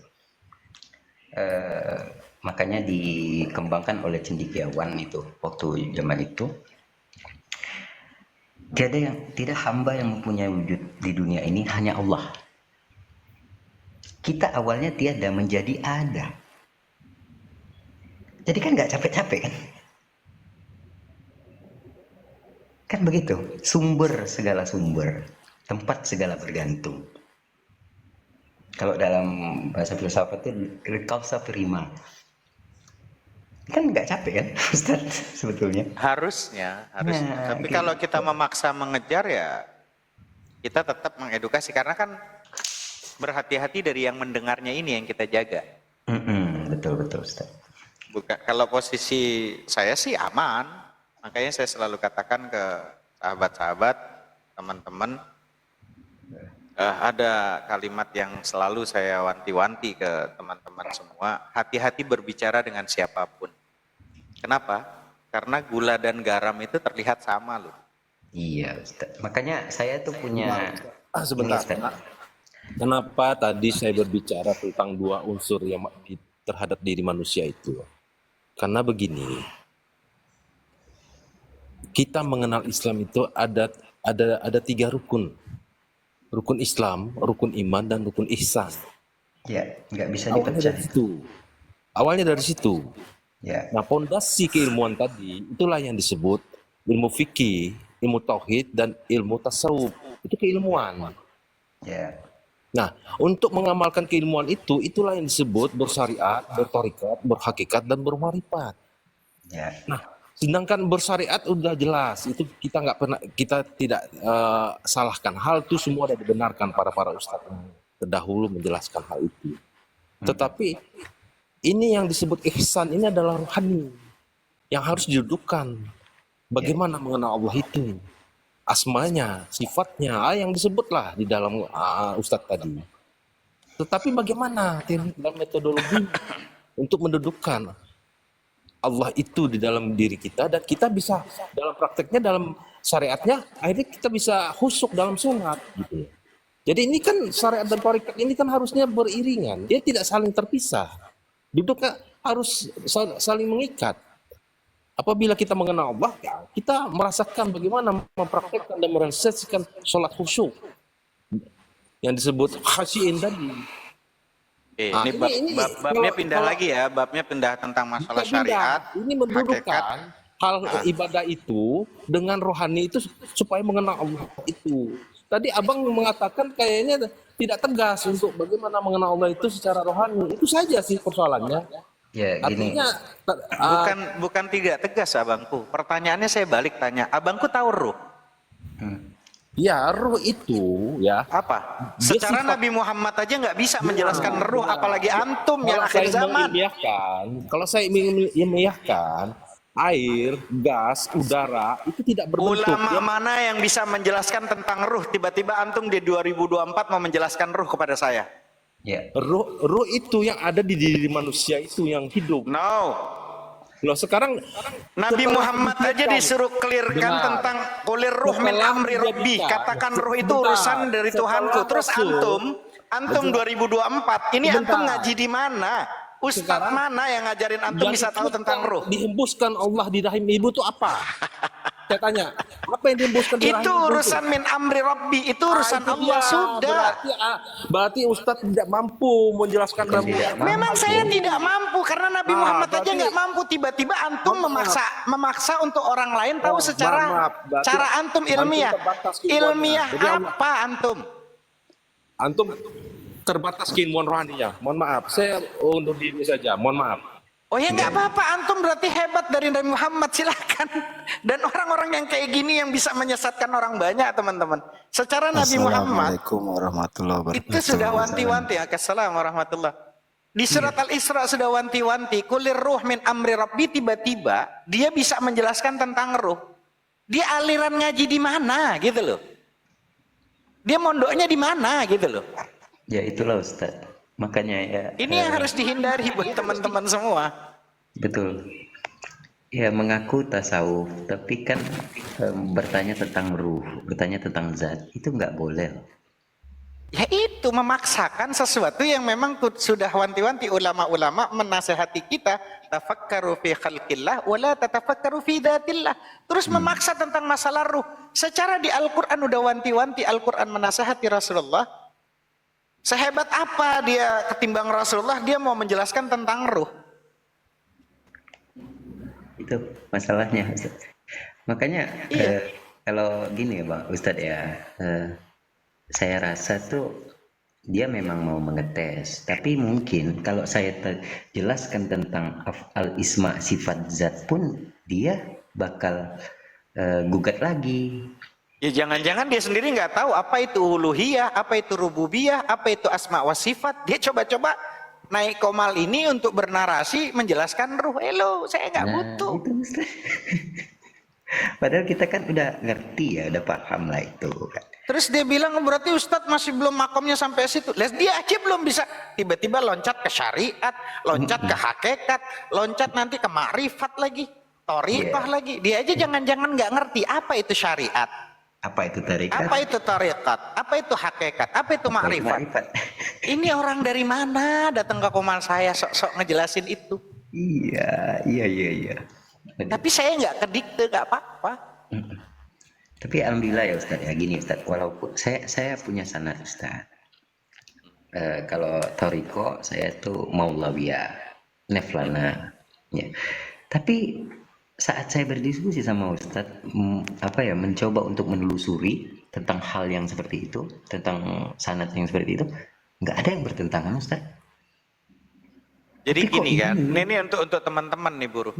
Jadi guru biar paham teman-teman, supaya di bawah bisa terselamatkan. Tapi ya silahkan, tapi kita cuma bisa menyampaikan kebenaran dan gak memaksa orang sesuai dengan apa yang saya inginkan.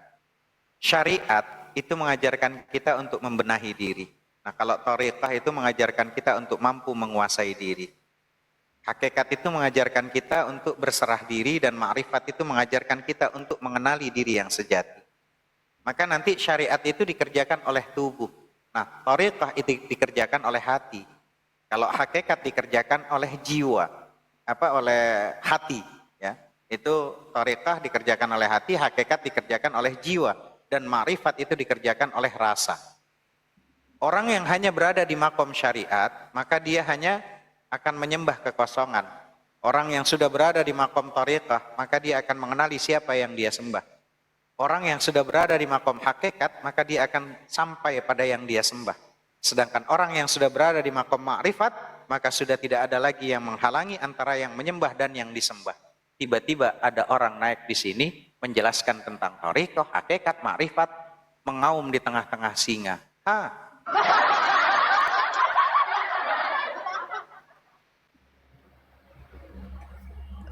Pak Ustadz, begini Pak Ustadz. Assalamualaikum Pak Ustadz. Waalaikumsalam warahmatullahi wabarakatuh. Kalau ini manusia nih, manusia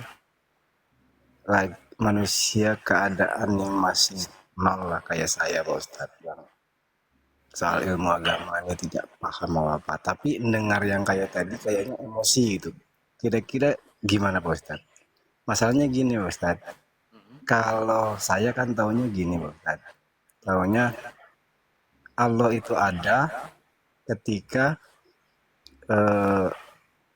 dunia ini ada, alam ini ada, untuk membuktikan Allah itu ada, bahwa dunia dan alam semesta ini ada.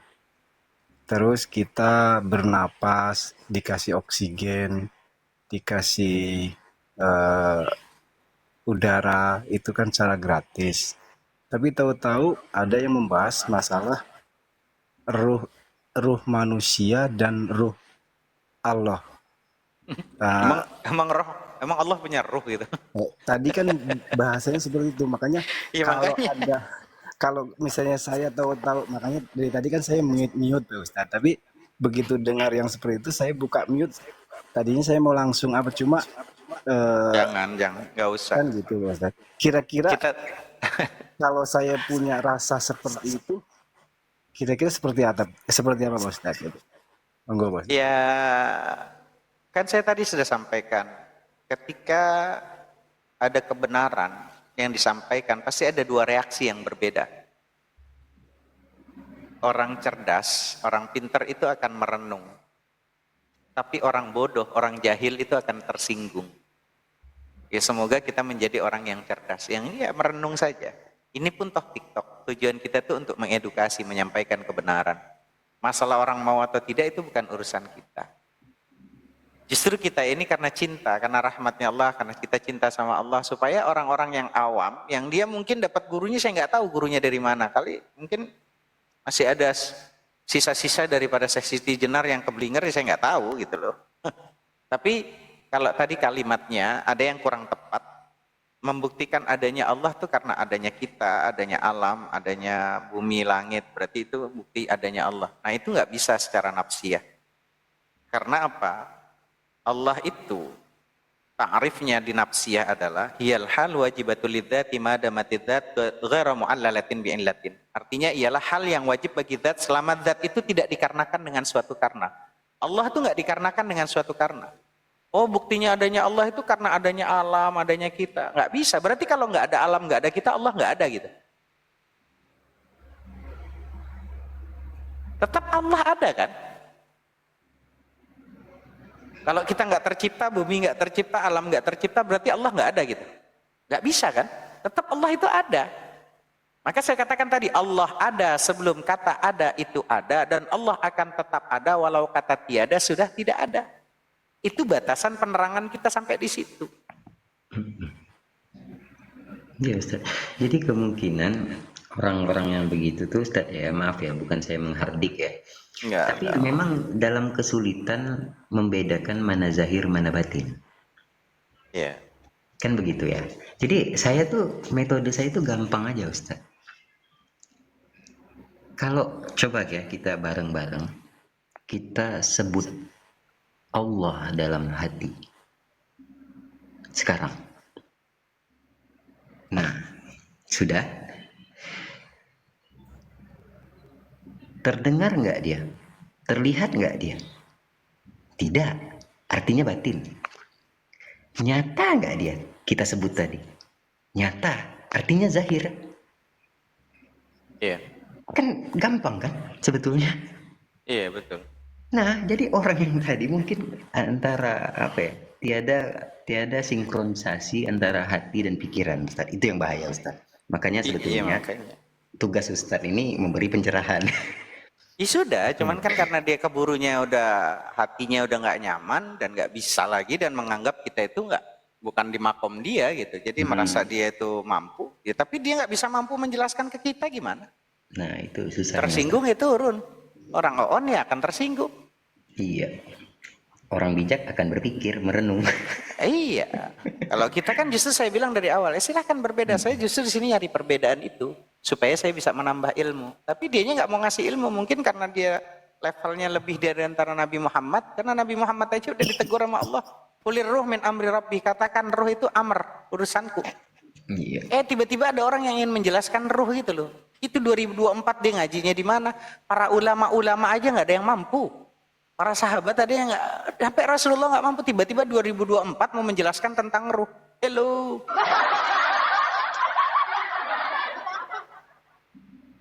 Hah?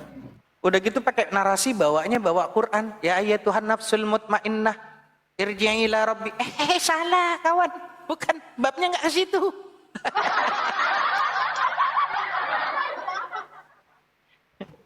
Iya, jadi jumping conclusion kan, loncat-loncat. Iya, pindah lagi ke syariat hakikatnya. Dibilang enggak, ini masih bersangkutan. Kemana? Ada rukun Islam, ada rukun iman. Lah turun jadi rukun ihsan katanya. Ntar jangan-jangan ditanya rukun itu apa nggak tahu lagi. Assalamualaikum Ustaz. Waalaikumsalam warahmatullahi wabarakatuh. Bangku. Permisi turun ya Ustaz. Memang kajiannya, aduh, nggak nyampai. Iya Ustaz, ya. Karena Allah itu ada sebelum kata ada dan Allah tetap ada. Walau kata tiada kata sudah. tiada itu. Sudah. Ya Allah ada sebelum kata ada itu ada. Jadi Allah akan tetap ada walau kata tiada sudah tidak ada, Allah sudah ada. Jadi nggak bisa kita mengatakan bahwa Allah itu ada karena ada alam, ada kita, ada bumi, ada langit. Berarti kalau langit dan bumi nggak ada, Allah nggak ada gitu. Nah itulah sifat nafsiyah namanya. Artinya di situ menafsirkan ada itu ya, wujud. Ustaz? Ya, itulah wujud. Jadi kalau Karena itu ya. karena itu kita nggak boleh bernarasi, ini buktinya adanya Allah tuh ada kita. Berarti kalau kita nggak ada, Allah nggak ada gitu. Kan salah lagi. Salah. Ya. Maka itulah Jadi- namanya nafsiyah. Orang-orang yang kayak gini yang sering hang itu ya Ustaz ya. Iya, tapi memaksa di pemahaman dia, tapi dia nggak mau untuk berdialog dengan baik, memaksa kita untuk menjelaskan ruh. Saya udah bilang saya nggak tahu, tapi dia memaksa. Oh berarti makomnya nggak sampai. Ya memang makom saya tuh nggak levelnya. Nabi aja bilang sama Allah itu urusanku. Terus tiba-tiba di 2024 ada orang yang mau menjelaskan ruh. Ih, ngadi-ngadi ngeri kali. Aduh, capek itu. Itulah ya Gitu. Ustaz ya. Kalau memaksakan kan gini Ustaz, kita tuh kan dalam wilayah terbatas ya. Kita mencoba untuk menjangkau dengan parameter waktu Assalamualaikum. dan ruang kan begitu. Sedangkan Allah itu kan tak terbatas waktu dan ruang. Makanya bahkan Allah itu ada sebelum ada itu ada. Allah itu ada sebelum tempat itu ada. Jadi jangan lancang menempatkan Allah kan begitu. Iya.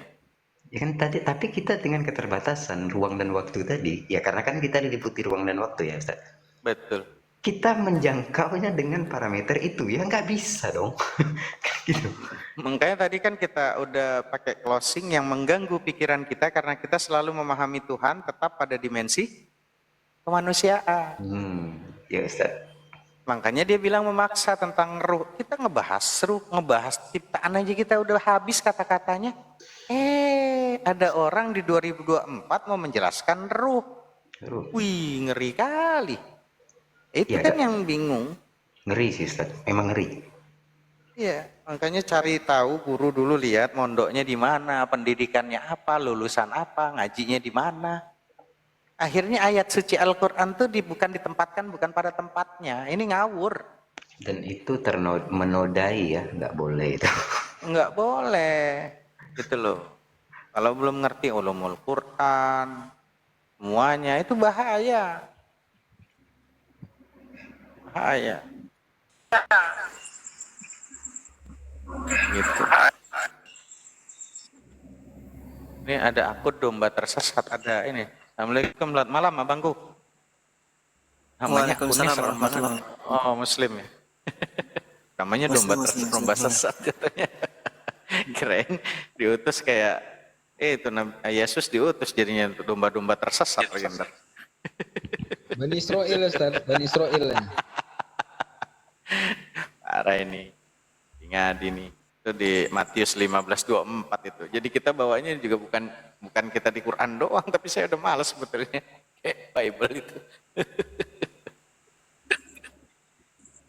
Ya, gitulah teman-teman. Pokoknya ya, kita tujuan manusia beragama adalah untuk mengendalikan diri, bukan untuk mengendalikan orang lain.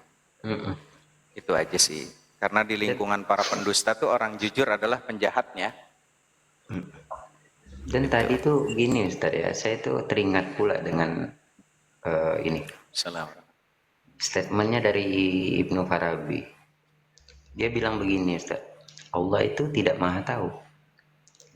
Karena Allah itu jika dia maha tahu, artinya Allah bergantung pada objek yang sesuatu itu,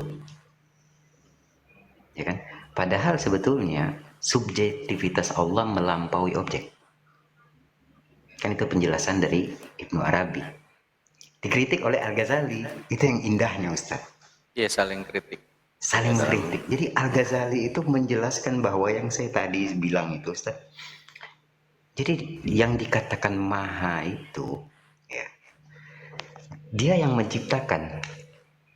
Sesuatu misalnya kita tempatkan di sini, saat kita ambil sesuatu itu ditempatkan yang tadi, dari tempat yang itu, bukan berarti kalau kita manusia kehilangan.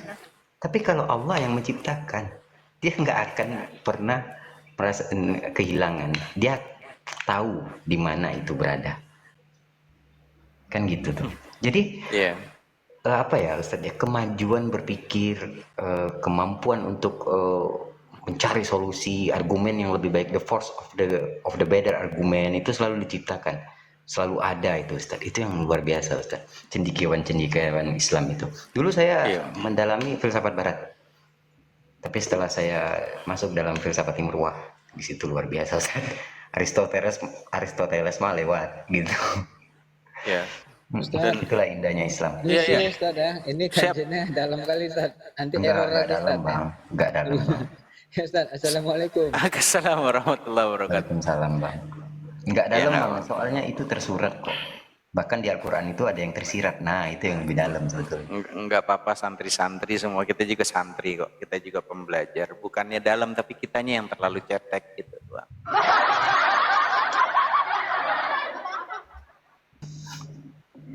Aduh. Bener nggak guru? Kan gue Iya, nyeletuk, betul, takutnya gue betul. salah. Bukan dalam, tapi emang kita yang terlalu cetek. Betul. Saya juga terlalu cetek. Benar-benar. Ya, kadang saya takut nyeletuk tuh, takut malah bikin orang, tapi nggak apa-apa. Mudah-mudahan orang-orang cerdas semua kok santri di sini. Jadi merenung gitu. Justru kita disuruh belajar sampai meninggal kan. Untuk ilmu itu sampai meninggal, bukan sampai pinter, teman-teman. Saya yakin tadi itu dia sebetulnya paham. Cuman untuk mengurainya yang nggak bisa, guru. Aplikasinya untuk mengurainya yang nggak bisa. Jadi dia terkendala di situ. Mungkin ilmu balaghahnya yang belum sampai. Iya Ustaz. Sebetulnya tadi saya mau kutip ucapan dari Ustaz Abdul Somad sih. Gini, terlalu miskin kata-kata untuk menjelaskan sebuah rasa itu kan. Oh, mantap. Jadi kan memang iya kan, miskin kan kata-kata itu. Walaupun kata-kata banyak, huruf itu banyak. Assalamualaikum warahmatullahi wabarakatuh. Tapi memang miskin kata-kata untuk menjelaskan sebuah rasa. Memang luar biasa Ustaz. Iya. Terus dia sampai mengatakan tadi, itu gimana supaya Nabi Muhammad bisa mengenal Allah, kan melalui malaikat Jibril. Kemana lagi sangkutannya? Sangkut pautnya gitu kan. Jadi memaksa bahwa yang bisa mengenal Allah itu berarti ruh, kata dia gitu. Ya, pertanyaannya kita sendiri udah disuruh stop sampai situ tentang ruh itu ya min amrnya Allah udah. Itu urusannya Allah, kerjaannya Allah, nggak usah kita ikut-ikut. Iya. Dan di situ kan menjelaskan bahwa dia tidak beriman pada Isra Mi'raj Nabi. Ustaz. Makanya. Iya.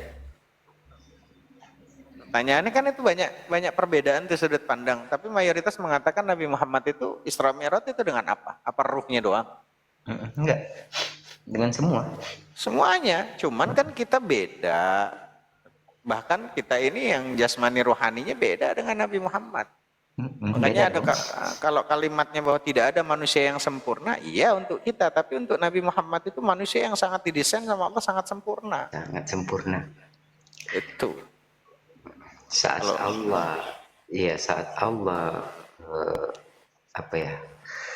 memperlihatkan pandangan Nabi Muhammad dengan pandangan Allah. Saat itu ia tak ditemani hijab. Sedangkan kita ribuan, ratusan ribu hijab. Siapa kita yang mau mengatakan, oh Ustadz Hanafi nggak sampai ke kajiannya soal ruh kan? Ampun deh, buset deh. Jadi tadi tuh gua pribadi Ustadz, kan gua mute tuh, gua langsung nepok jidat, buset nih orang gitu. Iya, kita udah jelaskan bahwa Nabi Muhammad aja nggak mampu, tiba-tiba antum 2024 mau menjelaskan tentang ruh. Antum tuh ngajinya di mana, mondoknya di mana? Buktikan kalau ada ulama-ulama yang bisa menjelaskan tentang ruh. Gitu loh. Ulama siapa yang bisa menjelaskan tentang ruh? Imam Al-Ghazali. Itu tazkiyatun nufus, bukannya ruh. Tersalah lagi. Gitu loh. Ya Allah. Ya, takutnya ada muridnya. Siapa tuh yang makoli guru? Takutnya ada muridnya itu lagi. Iya, Mama Gufron.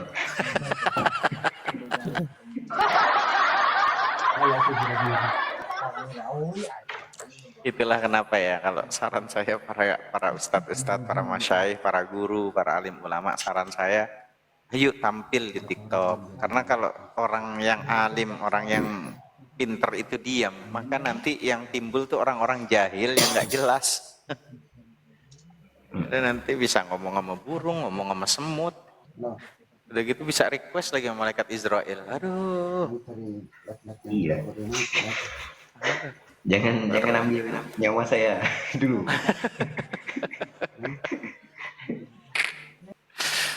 Aduh. Hampir mirip kayak Rasulullah ditawarin ruhnya. Aduh, parah nih. Orang-orang jahil yang makanya saya selalu wanti-wanti banget teman-teman ya.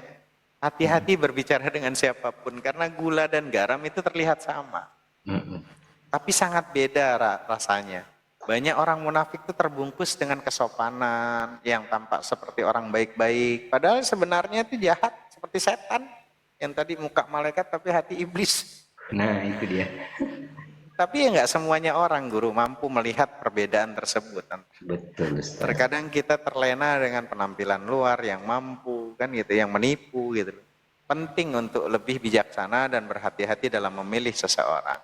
Uji dulu, lihatlah bagaimana mereka bertindak dalam berbagai situasi.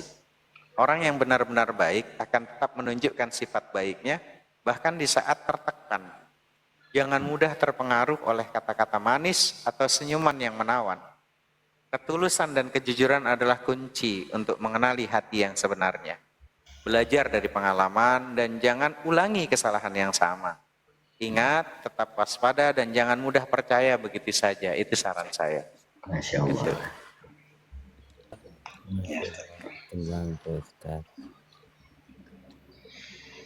Alhamdulillah ya banyak pelajaran yang bisa kita petik ya. Itu kan hikmahnya itu. Hikmah ya Ustaz. Saya Iya, pribadi hikmahnya. gitu Ustaz. Saya kan belajar filsafat ya Ustaz ya. Dan bukan saya memuji ya. Saya nggak puji Ustaz. Ngapain saya puji Ustaz? Nggak. Lu muji Allah. Cuman Iya, karena lu posisinya kebetulan adanya di gua gitu. Iya, Apa yang mau itu. dipuji? Orang punya Allah semua, apa yang mau dipuji? Lu muji bunga, emang muji bunga sebetulnya. Yang dipuji sebetulnya yang menciptakan bunganya kan, bukan bunganya Iya, gitu. betul. Ya. Aduh. Jadi kan memang ya, di filsafat itu kan filosofi kan artinya mencintai kebijaksanaan Ustaz. Yes. Sebetulnya kan dia dalam tahap mencari. Saat dia ketemu dengan kebijaksanaan itu dia udah nggak berfilsafat lagi. Makanya dalam dunia ini kan ilmu pengetahuan filsafat agama. Makanya filsafat sendiri nggak punya teori kebenaran mutlak, nggak punya. Bagi filsafat itu kebenaran itu sifatnya ongoing Ustaz, bergerak terus. Jadi dia nggak punya kebenaran absolut. Yang punya kebenaran absolut ya agama tadi. Dan kita lihat tadi Ustadz nggak perlu belajar filsafat karena temui kebijaksanaan. Nah kalau saya kan proses ya, saya proses itu. Jadi makanya banyak ilmu yang harus kita petik dari percakapan-percakapan tadi, hikmahnya kita ambil itu kan semata-mata untuk menyaksikan kebesaran Allah, keagungan Allah. Jadi Allah ciptakan perbedaan pendapat adalah rahmat. Benar gak Ustaz kira-kira? Dan nggak ada yang sia-sia. Subhana ma khalaqta hadza batila. Nggak ada yang sia-sia itu kita dipertemukan sama siapapun, nggak ada yang sia-sia. Ada hikmah itu di balik itu. Ya mudah-mudahan kita bisa ikhlas betul. Dan nggak ada yang kebetulan ya Ustaz ya? Nggak ada yang kebetulan. Bisa jadi untuk memperbaiki diri teman-teman atau teman-teman memperbaiki diri saya. Karena itu ikhlas itu ketika kritik dan fitnah tidak membuat semangat kita itu punah, teman-teman. Betul. Ikhlas itu ketika niat baik disambut dengan berbagai prasangka. Terus kita terus berjalan tanpa berpaling muka.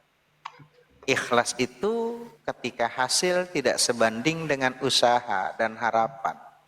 Kita tidak menyesali amal dan tenggelam dalam kesedihan, itu ikhlas.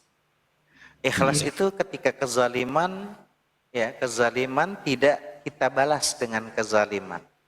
Ikhlas itu ketika sepi atau ramai, banyak atau sedikit, menang atau kalah, kita tetap terus melaju dan melangkah.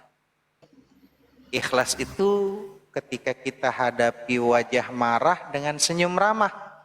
Kita hadapi kata-kata kasar dengan jiwa besar.